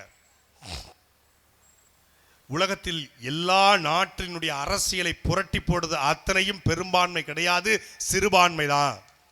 காங்கிரஸ் கட்சியை வீழ்த்த முடியுமா என்ற கேள்வி எழுந்திருந்தால் ஒரு திமுக உருவாயிருக்காது. இந்தியாவிலேயே சுதந்திரத்திற்கு பிறகு ஒரு மாநில கட்சி அதிகாரத்துக்கு வந்தது என்றால் அது திமுக. ஆனா அப்படி ஆட்சிக்கு வந்த திமுக மாநில உரிமைகளை கொஞ்சம் கொஞ்சமாக பறிகொடுத்தது. இன்னைக்கு கோட்டையில கொடியேற்ற உரிமை மட்டும் தான் இருக்கு, வேற எந்த உரிமையும் நமக்கு இல்லை. கல்வி பொதுப்பட்டியலிருந்து மாநில பட்டியலுக்கு வரல, முல்லை பெரியார் நமக்கான உரிமை இல்லை, காவிரியில் நமக்கான உரிமை இல்லை, பாலாற்றில் நமக்கான உரிமை இல்லை. அடிப்படை உரிமையாக இருக்கக்கூடிய எல்லா உரிமையிலும் பறிபோயிருச்சு. ஆட்சிக்கு வந்து 1977க்கு பிறகு ஒவ்வொரு தேர்தல் அறிக்கையிலும் கச்சத்தீவை மீட்போம், கச்சத்தீவை மீட்க முழுமையாக பாடுபடுவோம். எப்போ 1977 84 ஒரு தேர்தல் அறிக்கை திமுக இருக்கு, வேணா வாங்கி படிச்சு பாருங்க. கச்சத்தீவை மீட்க தீவிரமாக பாடுபடுவோம். 92 ஒரு தேர்தல் அறிக்கை, 91 கச்சத்தீவை மீட்க உறுதியாக பாடுபடுவோம்.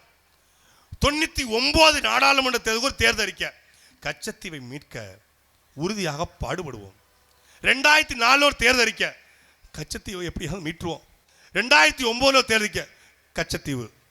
2004 கச்ச, 2019 கா, 2024 முடிஞ்சு. அப்படியே சுருக்கிட்டாங்க. இங்கு நல்ல மீன்கள் விற்கப்படும். அப்ப அங்க நல்ல மீனை விற்கிறான் அப்படி மாதிரில. அப்புறம் மீன்கள் விற்கப்படும். நீ மீன்கள் விற்கிறான், அவன் மானா விற்கிறான், விற்கப்படும். எதை விற்க போற? இந்த போட விற்க போறியா? எடுத்துரு. ஒண்ணுமே இல்லை போடையும் தூக்கு. முடிஞ்சு கதை. கவுண்டமணி செந்தில் வடிவேலு பார்த்திபன் காமெடி மாதிரி தான் நாடு. இப்ப கச்சத்தீவை பத்தி யாரா பேசுறாங்களா? 2020 நாடாளுமன்ற தேர்தல் பிரச்சாரத்தின் முடி பாரத பிரதமர் மரியாதைக்குரிய ஐயா மோடி அவர்கள் கச்சத்தீவை மீட்பேன் அப்படின்னு அவர் ஒரு காங்கிரஸ் வந்து பறி கொடுத்துருச்சு. 30 வருஷம் கோமால இருந்திருக்காங்க. திடீர்னு எந்திரிச்சு பார்த்துட்டு உடனே கச்சத்தீவை பறி கொடுத்துட்டாங்களா, காங்கிரஸ் எடுத்துருச்சா, திமுக துணை போயிருச்சா, ஐயோ விடமாட்டோம் அப்படின்னு கொந்தளிச்சு ஐயா மோடி ட்வீட் போட்டாரு. அண்ணாமலை ரீட்வீட் பண்ணாப்புல. 2 வருஷம் ஆச்சு. இப்போ முடிஞ்சு. இப்போ தமிழ்நாட்டுக்கு குறுக்க மறுக்க வராங்க. மதுராந்தகம் வராங்க, மதுரைக்கு வராங்க, மோடி குறுக்கை மறுக்கையும் ஓடுறாரு, அமித்ஷா வராரு. ஒருத்தர் கூட கச்சத்தீவை பத்தி பேசுறது இல்லை. ஏன்? தேர்தல் வரும்போது பேசுவோம், ஓட்டுக்காக பேசுவோம். அப்படித்தான் காவிரி, அப்படித்தான் அண்ணன் மெய்யநாதன் சொன்ன காவிரி குண்டாறு திட்டம். காவிரி குண்டாறுல இருந்து வாய்க்கால போட்டு எத்தனை தொகுதி எங்க இருக்கு காவிரி, அங்கிருந்து பல தொகுதிகளை கடந்து கொண்டு வந்து ஆலங்குடிக்குள்ள கொண்டு அப்படியே சரக்குன்னு பாய்ச்சிருவேன். அண்ணே நீங்க பேசும்போது காவிரி வருதோ இல்லையோ, காதுக்குள்ள தேன் மாதிரி ஊத்துதுண்ணே, குழு குழு குழுன்னு இருக்குண்ணே, குற்றாலத்தில் குளிச்ச மாதிரி. அதுக்கப்புறம் இப்போ போய் கேளுங்க, நானா சொன்னேன்? நான் சொல்லியிருப்பேன். நீ என்ன சும்மா ஓட்டு போட்ட, காசு வாங்கி தானே ஓட்டு போட்ட, போங்கிட்டு காவிரியும் கிடையாது குண்டாரும் கிடையாது, ஓடிடுவாங்க. வாய்ப்பே இல்லை. அப்போ வெற்று வாக்குறுதிகளை நம்பி எந்த பிரயோஜனமும் கிடையாது. மக்களுக்கு தேவையானதை செய்ய உண்மையான நேர்மையான மக்களோடு மக்களாக நிற்கக்கூடிய தலைவன் தேவைப்படுறான்.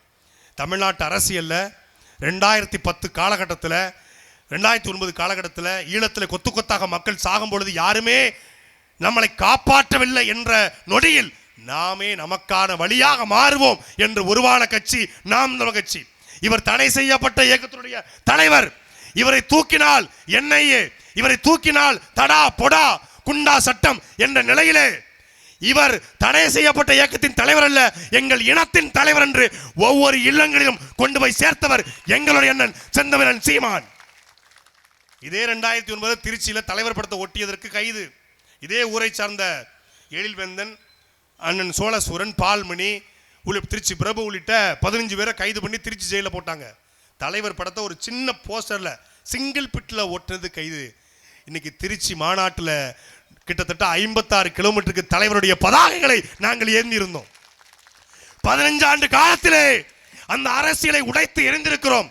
இந்த கொடி வீழ்ந்து விட்டது, முள்ளிவாய்க்கால் முடிவிட்டது, புலிக்கொடி மண்ணை கவிவிட்டது என்றார்கள். ஆம், உலகத்தின் 54 நாடுகளை எதிர்த்து சண்டையிட்ட ஒரு புலிக்கொடி, ஈழத்திலும் இமயத்திலும் பறந்த புலிக்கொடி, எங்கள் தலைவன் தேசிய தலைவன் மேதகவே பிரபாகரன் ஏந்திய புலிக்கொடி வீழாது என்று தூக்கி பிடிச்சோம். இன்றைக்கு தமிழ்நாடு முழுக்க, உலகம் முழுமைக்கு எங்கெங்கு தமிழர்கள் வாழ்கிறார்களோ அங்கெல்லாம் பட்டொலி வீசி பறக்கிற கொடி நாம் தமிழர் கட்சியினுடைய கொடி. திமுக என்பது தமிழ்நாட்டு கட்சி, அதிமுக என்பது தமிழ்நாட்டு கட்சி, தாவேகா என்பது தமிழ்நாட்டு கட்சி, காங்கிரஸ் பாஜக என்பது இந்திய கட்சி, கம்யூனிஸ்ட் என்பது இந்த சீனாவில் 1-2 நாட்டில் இருக்கிற கட்சி. உலகத்திலே 54 நாடுகள் இருக்கிற ஒரே கட்சி, உலகத்தின் முதல் சர்வதேச கட்சி, அது நாம் தமிழர் கட்சி.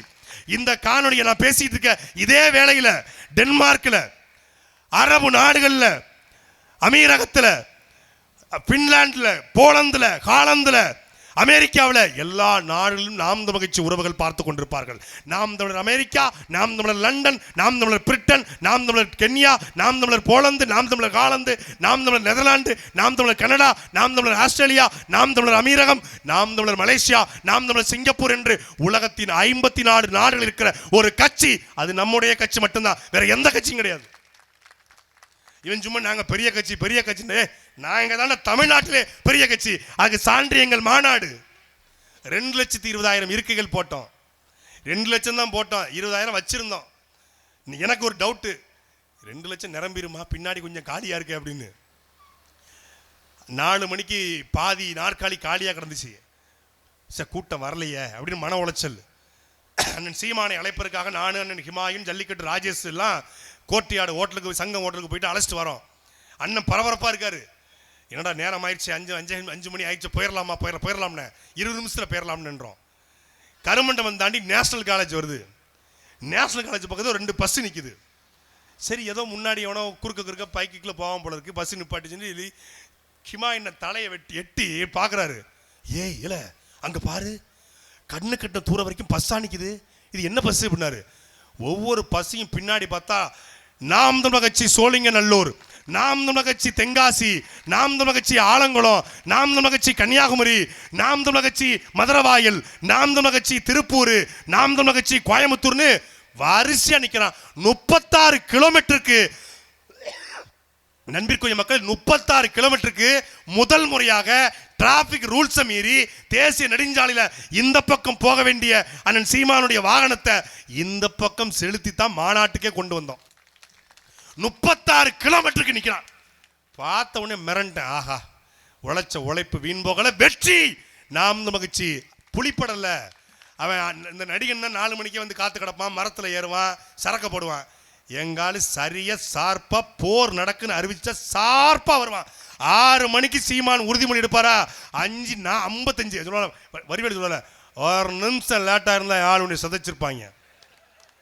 மணி என்ன 3, 2:59 வந்து தப்பிச்ச. அது மாதிரி சரியா 5:50 அத்தனை பேரும் மாநாட்டு திரண்டு அப்படின்னு பாருங்க. 5 லட்சம் பேர் திரண்டும், ஒருத்தங்கூட கிளவல.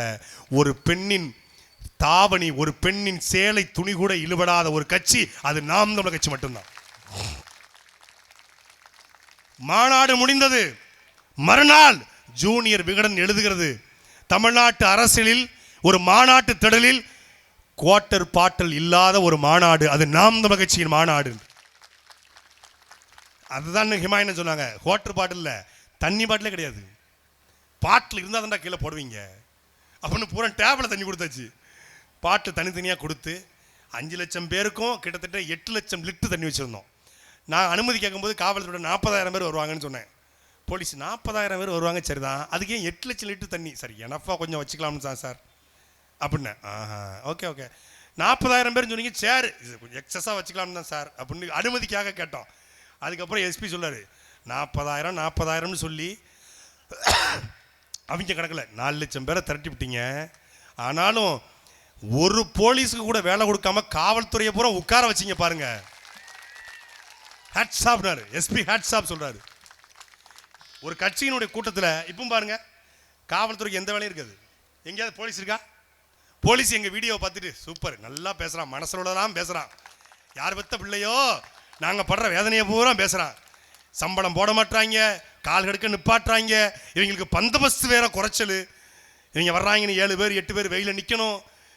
சாயந்தரம் 4 மணிக்கு வருவாங்க, காலையிலேருந்தே நாங்கள் நிற்கணும். அந்த மனசுள்ளதான் பேசுகிறான்டா, நல்லா இருக்கணும் மகராசன்னு போலீஸ் எங்களை வாழ்த்துமே ஒரே திட்டாது. அவன் காக்கி சட்டை போட்டிருக்கான், நாங்கள் வெள்ளை சட்டை போட்டிருக்கோம், அவ்வளோதான். அவங்க யார்? நம்ம அண்ணன் தம்பி சித்தப்ப மரிப்பன் தான். அப்போ ஒரு போலீஸ் காவல்துறை ஒரு கட்சி கூட்டத்தில் அமைதியாக ஒரு ஓரத்தில் சேர் போட்டு உட்கார்த்துனா அது ஒழுக்கமான கூட்டம் என்று அர்த்தம்.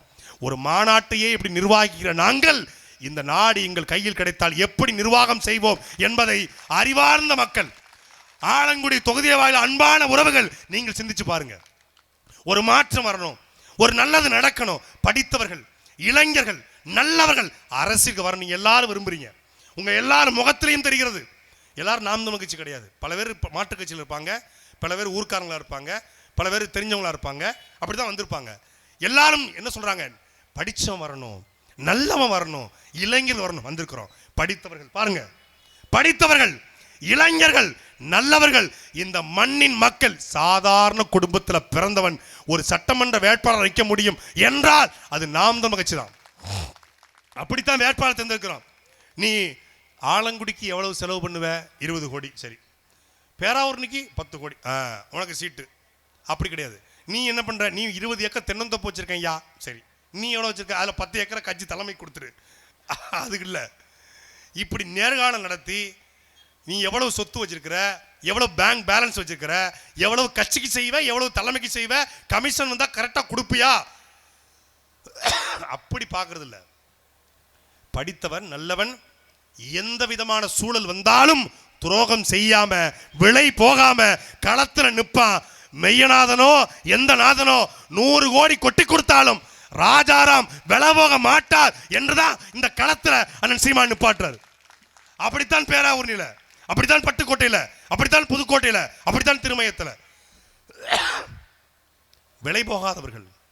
நீங்க பாருங்க, அண்ணன் சொன்னாங்கல்ல, அவன் வேட்பாளர் கொடுக்கட்டுமே, சீட்டு மட்டும் அறிவிக்கட்டும் விஜய் கட்சியில, அப்புறம் தெரியும். அப்புறம் சொல்லுவீங்க, அண்ணே நீங்க ஆலங்குடியில் சொன்னது நடந்துச்சுனே. பல பேர் எம்எல்ஏவே ஆயிட்டாங்க அந்த கட்சியில. மெய்யநாதன், இந்த நேரு அண்ணன், திருச்சி அண்ணன், புதுக்கோட்டை முத்துராஜாலாம் பரவாயில்ல, அவங்க எல்லாம் பரம்பரை எம்எல்ஏவா இருக்காங்க. 2-3 எம்எல்ஏ, அது ஆளுங்கட்சி எம்எல்ஏ. அவங்க கூட இவ்வளவு பகமானமா தெரியுது, 2 கார்ல போறாங்க. இந்த தாவேக்காரங்க எல்லாம் புதுக்கோட்டையிலும் சரி காரைக்குடிலும் சரி பல ஊர்ல பாக்குறேன், 20 காரு. ஓலா கேப்ல எதுவும் வாடகை எடுத்து வாங்கன்னு தெரியல, 20 காரு சொர சொரன்னு ஒரு போகுது. ஒரு பொண்ணு, ஒரு ஆள் வந்து ரோட்ல அடிபட்டு இருக்காரு. இப்போ ரோட்ல அடிபட்டுச்சு, நீங்க என்ன பண்ணுவீங்க? டக்குன்னு 108 ஆம்புலன்ஸ் கூப்பிட்டு, என்ன இந்த கைகாட்டில் ஒருத்தர் ஆடு அடிபட்டு இருக்காரு, சீக்கிரம் வாங்க அப்படின்னு நீங்க 108க்கு ஃபோன் பண்ணிட்டு நீங்க என்ன பண்ணுவீங்க? நீங்க பைக் எடுத்து வீட்டுக்கு கிளம்பிடுவீங்க, இல்லையா நின்று அந்த அந்த ஏற்றி கொடுத்துட்டு நீங்க போயிடுவீங்க, அவ்வளோதான். அப்படி பண்ண முடியாது, அப்படிலாம் பண்ண முடியாதுங்க. எங்க தாவேக்கால 108 ஆம்புலன்ஸுக்கு ஃபோன் பண்ணுறது, அங்கே ஒருத்தன் வீடியோ எடுப்பான். ஆவணம் கை காட்டில, ஹலோ எக்ஸ்கியூஸ் மீ, ஆவணம் கை காட்டில ஒருத்தர் உயிருக்கு துடிச்சிக்கிட்டு இருக்காரு, 2 மினிட்ஸ் லேட்டாக வந்தீங்கன்னா செத்துருவார். அதை கொஞ்சம் ஜூம் பண்ணுங்க. அந்த ரத்தம் கழுத்து வழியாக போகுது, அதை கொஞ்சம் ஜூம். அப்புறம் பார்த்தீங்கன்னா அதை காரில் ஏற்றுறது ஆம்புலன்ஸில், அதை ஒரு ஆங்கிள், டாப் ஆங்கிள். அதை மேலேருந்து மரத்துக்கு மேலேருந்து ஒரு ஆங்கிள், ஜிம்மி சிப் கேமரா மாதிரி அதை வச்சு கொண்டு எடுத்துருவாங்க. அதை எடுத்து காரில் ஏற்றிச்சு. அப்புறம் எஸ்பிடி போய், சார் நீங்கள் என்ன பண்ணுறீங்க, இந்த பாடி பாடி ஆகலைன்னோ, இதை கொண்டு போய் மார்ச்சுரிக்கல, நீங்கள் அவசர ஊர்தி கொண்டு போங்க, நாங்கள் வந்துகிட்டே இருக்கோம். அங்கே போய் ஆப்ரேஷன் எப்படி பண்ணோம்னா, இந்த கிட்னி கொஞ்சம் லைட்டாக டேமேஜ் ஆயிருக்கு, இந்த மாங்காய் கொஞ்சம் லைட்டாக டேமேஜ் ஆயிருக்கு, இந்த கல்லீரல் கொஞ்சம் வீங்கிருக்கு, இதெல்லாம் கொஞ்சம் சரி பண்ணுங்க. இவங்க, டே யாரா நீ படித்தது பல் டாக்டர், இவன் உட்காந்து ஆப்ரேஷன் பண்ணிட்டு உட்காந்துக்கிறான். ஒரு பையன் எங்கள் காரைக்குடியில் ஒரு பையன், பிரபுன்னு ஒரு பையன், அவன் பல் டாக்டர், அவன் உட்காந்து ஆப்ரேஷன் பண்ணுறது. அவங்க யாரா நீங்கள்? டக்குன்னு போறாங்க. நாவல் பழம் விற்கிற அம்மாவிடம் பாசம் காட்டிய தாவேக்கா வேட்பாளர். நாவப்பழத்துக்கிட்ட என்ன பாசம்? எவ்வளவு அந்த நாவப்பழம்? 100 ரூபா. இந்த மொத்தமாக வச்சுக்கோ, 100 ரூபாய் கொடுங்க. நல்லா படிக்கணும். அவன் படிக்க முடியாத நாவப்பழம் வித்துக்கிட்டு இருக்கான். அவன்கிட்ட போயிட்டு நாவப்பழத்தை வாங்கிட்டு ஒரு 100 ரூபா, இதை எடுத்து ரீல்ஸ் போடுறது. அவங்க அரசியல் பாருங்களேன், நேராக போகிறது, சாக கிடப்போன எடுத்து ஒரு ரீல்ஸு, நாவப்பழம் விற்கிறவனுக்கு ஒரு ரீல்ஸு.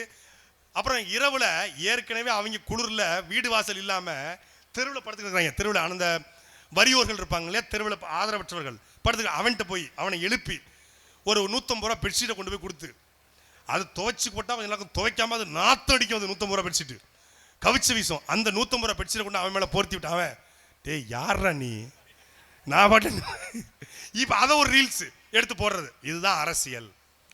நமக்கு எம்எல்ஏ வாருன்னு கனவுல காத்திருக்காங்க.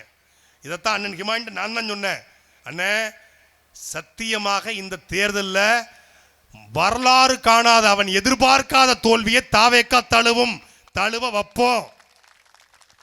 அப்போ குறைந்தபட்சம் மன உளைச்சல்ல 50 பேரா தற்கொலை பண்ணி சாவாங்க. எங்க கரூர்ல 41 பேர் செத்து போனா, நீ ஏண்டா தாமதமா வந்த, உன் தாமதத்தால் தான் இந்த மரணம் என்று கேட்டதற்கு எங்க தளபதி மேல பழி போடுறாங்கன்னு சொல்லி 2 பேர் செத்து போயிட்டான். இங்க 41 பேர் செத்து போயிட்டான்னு சொல்லி நம்ம வருத்தப்பட்டு கண்ணீர் விட்டு கவலைப்பட்டு கதறிக்கிட்டு இருந்தா, இங்க செத்ததுக்கு அவனை ஏண்டா காரணம்னு சொல்லி இங்க 2 பேர் செத்துட்டான். இவன் குடும்பத்தில் ஜூம் பண்ணி பார்த்தா மஞ்ச கயிறு, 8ஆம் வகுப்பு படிக்கக்கூடிய வறிய மகள், கஷ்டம், ரொம்ப ஏழை பின்னணி, அடுத்த வேளை உணவுக்கு கஞ்சிக்கு பணம் இல்லை, ஆனாலும் தாவேக்கா தளபதி விஜய் மேல பழி போடாதீங்க அப்படின்னு மரணம். அவன் மேல பழி போடுறதுக்கே மரணம்னா, அவன் மேல கேள்வி கேட்டதுக்கே மரணம்னா, நாளைக்கு விஜய் தோத்து போயிட்டா. அதனால தமிழ்நாட்டில் அந்த மே மாதம் ஏப்ரல் மாதம் தாவேக்கால நம்ம மனம் திறந்து கேட்குறேன், உங்கள் குடும்பத்தில் ஐயா பஸ்ஸில் போகிற ஆளுகளே, பெரியவர்களே, தாய்மார்களே, நல்லா கேட்டு போங்க. உங்கள் வீட்டில் தாவேக்கார டிவிக்கே விஜய் அப்படின்னு யாராவது இருந்தால் இந்த ஏப்ரல் 25 மே 25 வரைக்கும் தயவு செய்து கட்டி போட்டுருங்க. ஒரு செயினை வச்சு கட்டி போட்டுருங்க, கையை காலை கட்டி போட்டுருங்க. அவன் என்னமும் செய்வான். அதே மாதிரி அவன் கேட்பான், நீ விஜய்க்கு ஓட்டு போடுவியா? அம்மா சொல்லு, விஜய்க்கு ஓட்டு போடுவியா?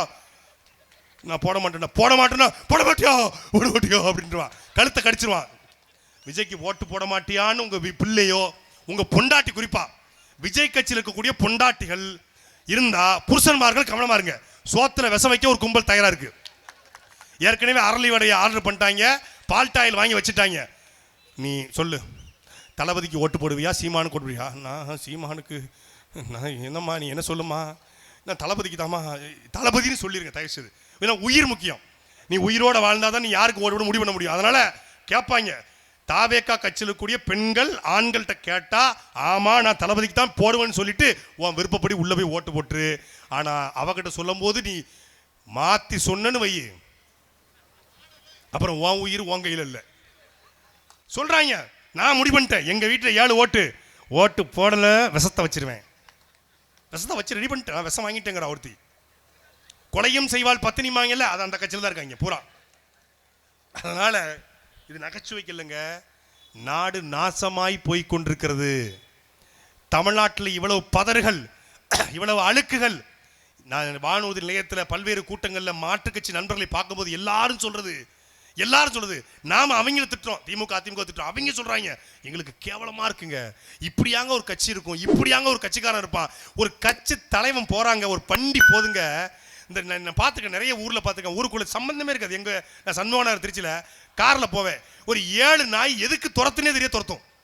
நான் என்னடா உனக்கு பாவம் பண்ணேன். அது மாதிரி என் பையன் டியூஷனுக்கு போயிட்டு இருந்தா 7 நாய் துரத்தும். எங்கள் தெருவுக்குள்ள போன நின்றோம். திருப்பி இல்லை, வண்டி நிப்பாட்டா துரத்தும், வண்டி எடுத்தா துரத்தும், வண்டி நிப்பாட்டா நின்றோம். நீங்கள் எல்லாருக்கும் அதை அனுபவிச்சிருப்பீங்கல்ல. இப்படி நம்ம காருக்கு பின்னாடி நாய் துரத்துறது மாதிரி விஜய் பின்னாடிக்கு இந்த நாய்கள் துரத்தி கொண்டு ஓடுது. இவன் அத்தனை பேரும் தமிழ்நாட்டினுடைய படித்த மாணவன். தஞ்சாவூர்ல விழுந்தவன் யாரு? ஒரு படிச்சவன். அவங்க அப்பா சொல்றாரு, அவங்க அப்பா பால் வியாபாரி, திருச்சி கல்கண்டார் கோட்டையை சார்ந்த ஒரு பால் வியாபாரி சொல்றாரு, 41 பேர் சாவுக்கே வராதவன் என் பையன் ஆக்சிடென்ட் ஆக பார்க்கவா வரப்போறான்னு சொல்றாரு. அவங்க அப்பா சொல்றாரு. இதெல்லாம் புரிந்து கொண்டு இந்த அழுக்குகளை, இந்த பதறுகளை விரட்டுவதற்கு இருக்கிற ஒரே பேராயுதம் பிரபாகரன் என்கிற பேராயுதம் மட்டும்தான். அவன் பெரிய மாசு, அவன் பெரிய பிராண்டு, அவன் பெரிய பக்கா மாசுங்கிறான், பெரிய ஹீரோங்கிறான். தமிழ் இனத்திற்கு ஒரே ஹீரோ, அது தமிழ் தேசிய இனத்தினுடைய ஹீரோ எங்கள் தலைவன் பிரபாகரன், தி ரியல் ஹீரோ. அவன் துப்பாக்கி படத்துல நடிச்சவன் இல்லடா, துப்பாக்கி தூக்கி களத்துல சண்டை போட்டவன்டா. AK-74 எந்த துப்பாக்கியோ 2 நிமிடத்துல கலட்டி அப்படியே மாட்டி எடுத்து அடிப்பான்டா எங்க தலைவன். நீ சிகரெட்டை தூக்கி போடுறது, இப்படி இழுக்கிறதே ஸ்டைல்னா, என் தலைவன் துப்பாக்கி தூக்கி சுடுறது எவ்வளவு பெரிய ஸ்டைல்ரா, எவ்வளவு பெரிய ஸ்டைல்ரா. இதை விட ஒரு பெரிய பிராண்ட் வேணுமாங்க? உண்மையான தூய்மையான பிராண்டு, உண்மையான பக்கா மாசுங்களா, என் தலைவன் தாண்டா ரியல் பக்கா மாசு. யாராவது ஒருத்தர் குறை சொல்லுங்க பார்ப்போம். ஒருத்தர். அவருடைய புரட்சிகர அந்த ராணுவத்தினுடைய அரசியல் பிரிவுதான் நாம் தமிழர் கட்சி. ஒழுக்கம் நிறைந்த கட்சி. அவர்கள் தமிழ் ஈழத்தின் விடுதலைக்காக போராடினார்கள். நாங்கள் தமிழ் தேசிய இனத்தினுடைய விடுதலைக்கு சேர்த்து மொத்தமாக ஒரு அரசியல் ராணுவத்தை கட்டமைக்கிறோம். எந்த கட்சியாவது இந்தியாவில் தோன்றி எந்த கட்சியாவது இப்படி ஒரு வேட்பாளரை அறிவிச்சிருக்கா? நீங்க பாருங்க. ஆணும் பெண்ணும் சமம்னா, ஆணுக்கு பெண் சமம்டா, ஆணும் பெண்ணும் சமம் என்று ஆண்களிலே சரிபாதி பெண்களுக்கு வாய்ப்பளித்த ஒரே கட்சி அது நாம் தமிழர் கட்சி மட்டும்தான். எங்களுடைய கனவு என்பது நாங்க சரிபாதி குடிப்பதல்ல.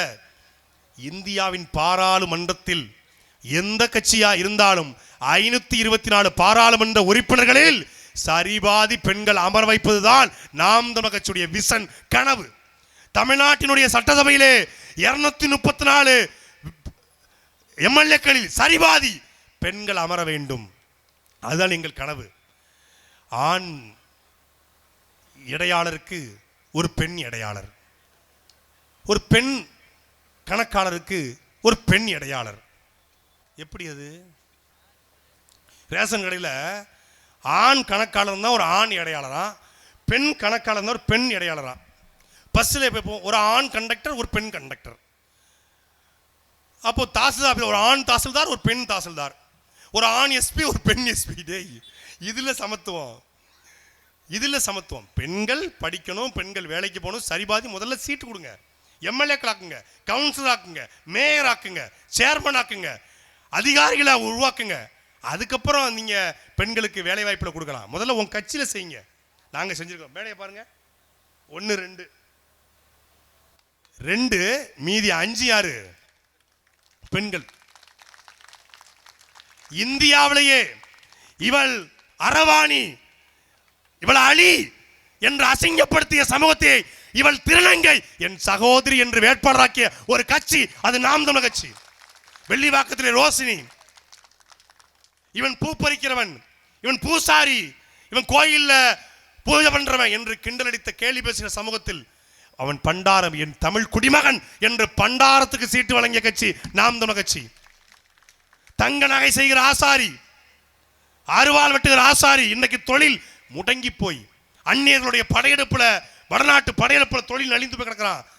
ஆசாரி சமூகம் இதுவரைக்கும் சட்டசபைக்கு போகல. முதல் முறையாக ஒரு ஆசாரி சமூகத்தை களத்தில் வேட்பாளராக்கிய கட்சி நாம் தமிழர் கட்சி.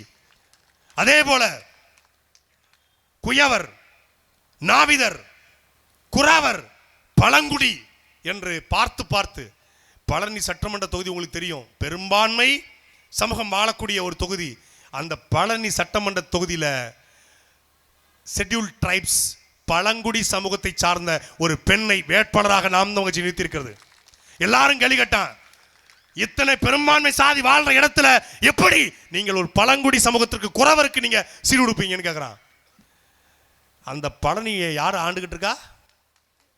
அந்த பழனியை யார் ஆண்டுகிட்டு இருக்கா? பழனியை மட்டுமல்ல, தமிழ்நாட்டுக்கே ஒரே ஆண்டவன், ஒரே இறைவன், எங்கள் பாட்டன் முருகப்பெருமகான். அவன் யாரு? அவன் குறவன், வள்ளியின் மைந்தன், வள்ளியின் மணவாளன். ஏண்டா பழங்குடி சமூகத்தை சார்ந்த முருகனை நீ தலைவனாக கொண்டாடும் பொழுது அந்த பழங்குடி சமூகத்தை சார்ந்த ஒரு பெண் வேட்பாளராக களத்தில் நிற்க கூடாதா?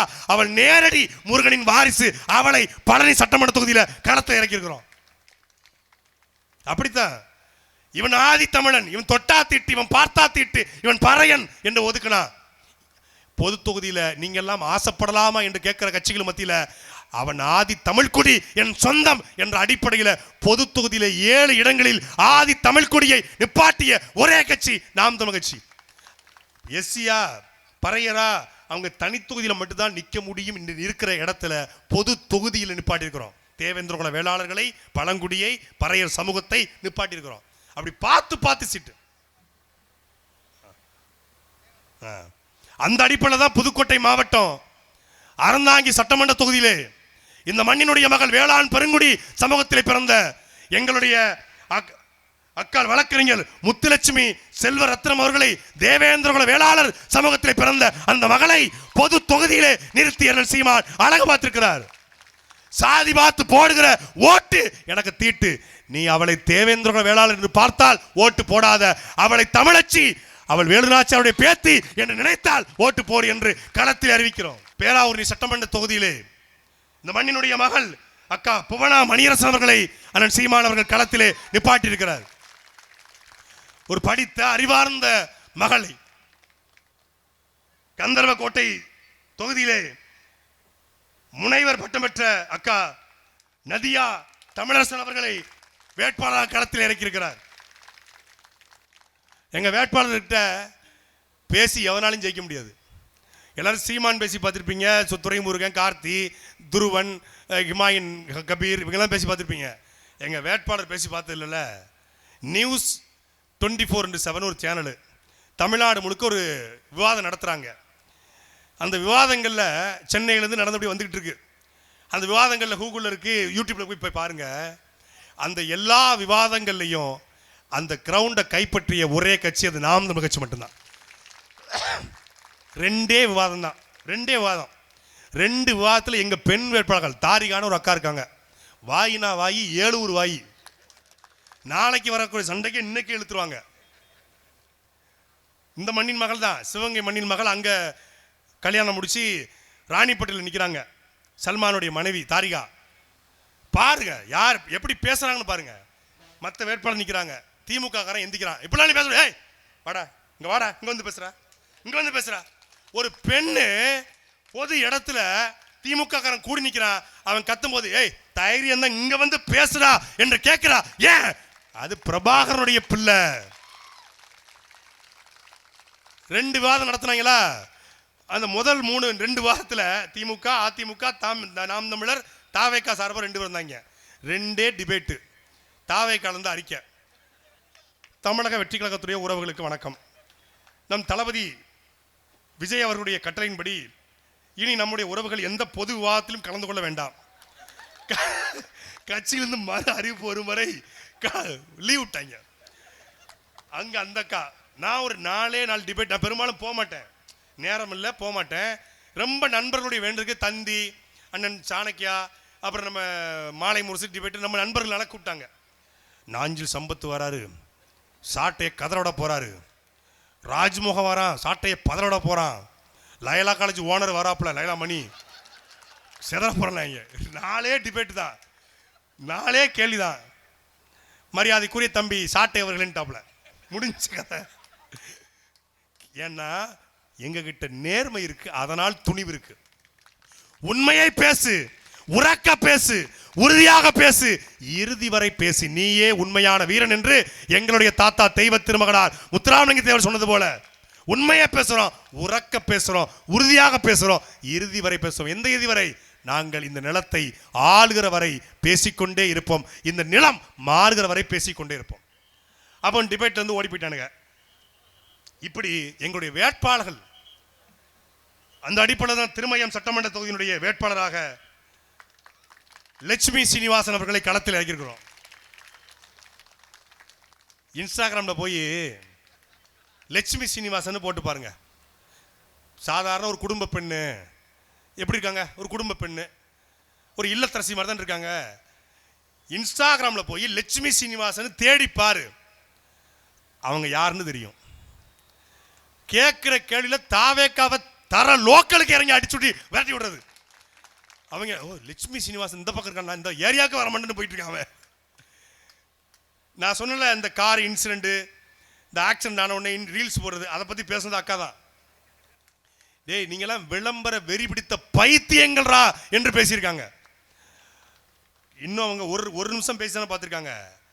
இன்னும் அடுத்தடுத்த இந்த 30 நாள்களில் எங்களுடைய பேச்சாளர்கள் பேசுகிற பேச்சில் தமிழ்நாடே தீப்பிடிச்சு எரிய போகிறது. கேட்குற கேள்விகளில் பட்டுக்கோட்டை சட்டமன்ற தொகுதியுடைய வேட்பாளராக பல்வேறு நாடுகளை பணி செய்தாலும் என் இனத்திற்காக என் வருமானத்தை விட இடமானம் பெரிது என்று நிற்கிற மரியாதைக்குரிய அண்ணன் கண்ணன் அவர்களை களத்திலே நாம் தமிழர் கட்சி பட்டுக்கோட்டை வேட்பாளராக இறக்கி இருக்கிறது.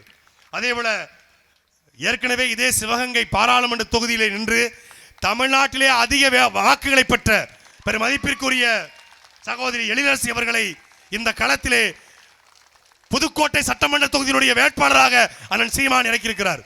ஆலங்குடி சட்டமன்ற தொகுதியுடைய பிரச்சனைகளை தீர்க்க, இந்த மண்ணையும் இந்த மக்களையும் அறிந்த, இந்த மண்ணினுடைய எல்லா பிரச்சனைகளையும் சட்டமன்றத்தில் பேசி தீர்ப்பதற்கு இந்த நிலத்தில் சீமானுடைய குரலாக ஒலிக்கிற மரியாதைக்குரிய என்னுடைய மச்சான் ராஜாராம் அவர்களை இந்த களத்தில் வேட்பாளராக அண்ணன் சீமான் அவர்கள் அறிவித்திருக்கிறார். இவர்கள் எல்லோரும் ராஜாராம் வேட்பாளர், வழக்கறிஞர் முத்துலட்சுமி வேட்பாளர், எழிலரசி வேட்பாளர், புவனா வேட்பாளர், இல்லை பொறியாளர் ராஜாராம், பொறியாளர் லட்சுமி சீனிவாசன் வேட்பாளர், கண்ணன் வேட்பாளர் என்று பார்க்காது உங்கள் வீட்டிலே ஒரு பிள்ளை, உங்கள் வீட்டிலே ஒரு மகள், உங்கள் அண்ணன், உங்கள் தம்பி வேட்பாளர் நிற்கிறார்கள் என்பதை நீங்கள் பாருங்கள். இவ்வளவு எளிய பின் யாரும் பெரிய பணக்காரங்க கிடையாது, பெரிய தோப்பு துறவெல்லாம் கிடையாது. எல்லாருமே சாதாரண குடும்பம், மிடில் கிளாஸ், சொல்லப்போனால் அப்பர் மிடில் கிளாஸ் சொல்லுவாங்க இல்லையா, சாதாரண நடுத்தர வர்க்கத்தை சார்ந்த மக்கள், ஏழை எளிய மக்களுடைய வழியை, அவர்களுடைய தேவையை உணர்ந்தவர்களை களத்திலே வேட்பாளர் நிப்பாட்டிருக்கிறோம். பணத்திற்கு ஆசைப்படாத, பணத்திற்கு விலை போகாத, இனத்தை மட்டுமே முன்னிறுத்துகிற இவர்களுக்கு என் அன்பிற்குரிய மக்களே, நாம் எல்லோரும் ஒரு நாள் விவசாயி சேத்துல கால் வைக்கலாம், நாம சோத்துல கை வைக்க முடியாது. நாம் எல்லாருமே விவசாய குடும்பத்தில் பிறந்தவங்க தான். நான் இந்த கூட்டத்துக்கு எல்லாருமே விவசாயி தான். பாருங்க, நம்ம டெல்டாவுக்கு போனால் பச்சை துண்டு போடுற கூட்டம் இல்லை, நம்ம எப்போதுமே பச்சை துண்டு கூட போட்டோம். இந்த கூட்டத்தில் பல பேர் எல்லாம் பச்சை துண்டு தான். ஏன்னா எல்லாருமே விவசாயி. இங்கே விவசாயம் நினைக்கிறான், விவசாயம்னு அதுக்கு தனியாக படிச்சுட்டு ஆக்ஸ்போர்டில் போய் படிச்சுட்டு வந்து அமெரிக்காவில் போய் படிச்சுட்டு, டேய் மண்ணை தோண்டி போட்டு மூடுனா தண்ணி ஊற்றுனா முளைக்கும், இதாண்டா விவசாயம். எனக்கு விவசாயம் தெரியாது அப்படின்னு ஒருத்தன் பேசுகிறாங்க மேடையில். விவசாயம்னா என்ன? மண்ணை தோண்டி போட்டு மூடி தண்ணி ஊற்றுனா முளைக்கும். கடைசி விவசாயி படத்தில் இந்த தாத்தா சொல்லுவார், விவசாயம் என்னன்னு ஜெயிலில் கேட்பான். இங்கே வா, ஒரு டப்பாவை எடு, இந்த மண் எடுத்துகிட்டு வா, இந்த வேப்பங்கொட்டை எடு, இதுக்குள்ளே போடு, தண்ணி ஊற்றும்பார். 15 நாள் ரிமாண்டில் இருப்பாப்புல, அதுக்குள்ளே அந்த வேப்பங் அப்படி முளைச்சி வரும். இதாண்டா விவசாயம். அந்த விவசாயத்தை உலகத்திற்கே கொடுத்த சமூகம் தமிழ் சமூகம். நெல்லை அரிசியை உலகத்திற்கு கொடுத்த சமூகம் தமிழ் சமூகம். அங்கே ஒரு கட்சியின் தலைவன் விவசாயம் தெரியாதுங்கிறான். விவசாயம்னா என்னன்னே தெரியாத தலைவனுக்கு உங்கள் வாக்கா? விவசாயியவே சின்னமாக வச்சுக்கிற எங்களுக்கு உங்கள் வாக்கா என்பதை அறிவார்ந்த மக்கள் சிந்திச்சு பாருங்க. அவனுக்கு தேர்தல் ஆணையத்துக்கு நல்லா தெரிஞ்சிருக்கு யாருக்கு எந்த சின்னத்தை கொடுக்கணும்னு. பார்த்தான், இவன் விசில் அடிச்சான் குஞ்சி, இவனுக்கு விசில் சின்னம். இவன் யாரு? விவசாயி செத்து கொண்டிருக்கிறான், விவசாயி வாழ முடியவில்லை, விவசாயி கடல் இருக்கிறான். ஆமாம், உயிரை கொடுத்தாது சீமானும் தம்பிகளும் விவசாயத்தை காப்பார்கள், குர்ரா விவசாயி சின்னத்திற்கு கொடுத்தான். இந்தியாவிலேயே ஒரு கட்சி தலைவருடைய உருவம் சின்னமாக வந்திருக்கிறது எங்களுக்கு மட்டும்தான்.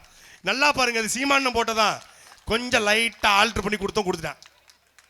தேர்தல் ஆணையத்துக்கு தெரியாது, லைட்டா ஆல்டர் பண்ணி கொடுத்தோம். மீச பழைய இப்போ இனிமேல் நிரந்தர சின்னம். தமிழ்நாட்டை ஆள போற சின்னம், தலைமைச் செயலகத்தில் இருக்க போற சின்னம், இந்திய நிலப்பரப்பில் ஒரு தமிழ் தேசிய அரசியலை நிலைநாட்ட போற சின்னம் இந்த சின்னம். இந்த சின்னம் பறிபோயிரும். இந்த சின்னம் உங்களுக்கு அங்கீகாரம் ரத்தாயிரும். 8-2 மாறிடும். டேய் 8-2 மாறுதா, 8-2 மடங்கு வளர்கிறதா என்பதை இந்த காலத்தில் பார்ப்போம். அப்படி பெருமமிக்க விவசாய சின்னத்தை, ஏர் கலப்பை சின்னத்தை தாங்கி கொண்டு வருகிற எங்களுக்கு ஆலங்குடியிலே, கைகாட்டியிலே, வடகாட்டிலே வாழக்கூடிய எண்ணருமை உறவுகள், சொந்தங்கள், நீங்கள் வாக்களித்து இந்த மண்ணின் மகன் மரியாதைக்குரிய மச்சான் ராஜா ராம் அவர்களையும் இந்த புதுக்கோட்டை வேட்பாளர்களையும் வெற்றி பெற செய்ய வேண்டும். தேர்தல் பிரச்சார கூட்டத்திலே மீண்டும் சந்திப்போம். அனைவருக்கும் நன்றி, வணக்கம். நாம் தமிழர். சாட்டை எடுத்து நாட்டை திருத்து.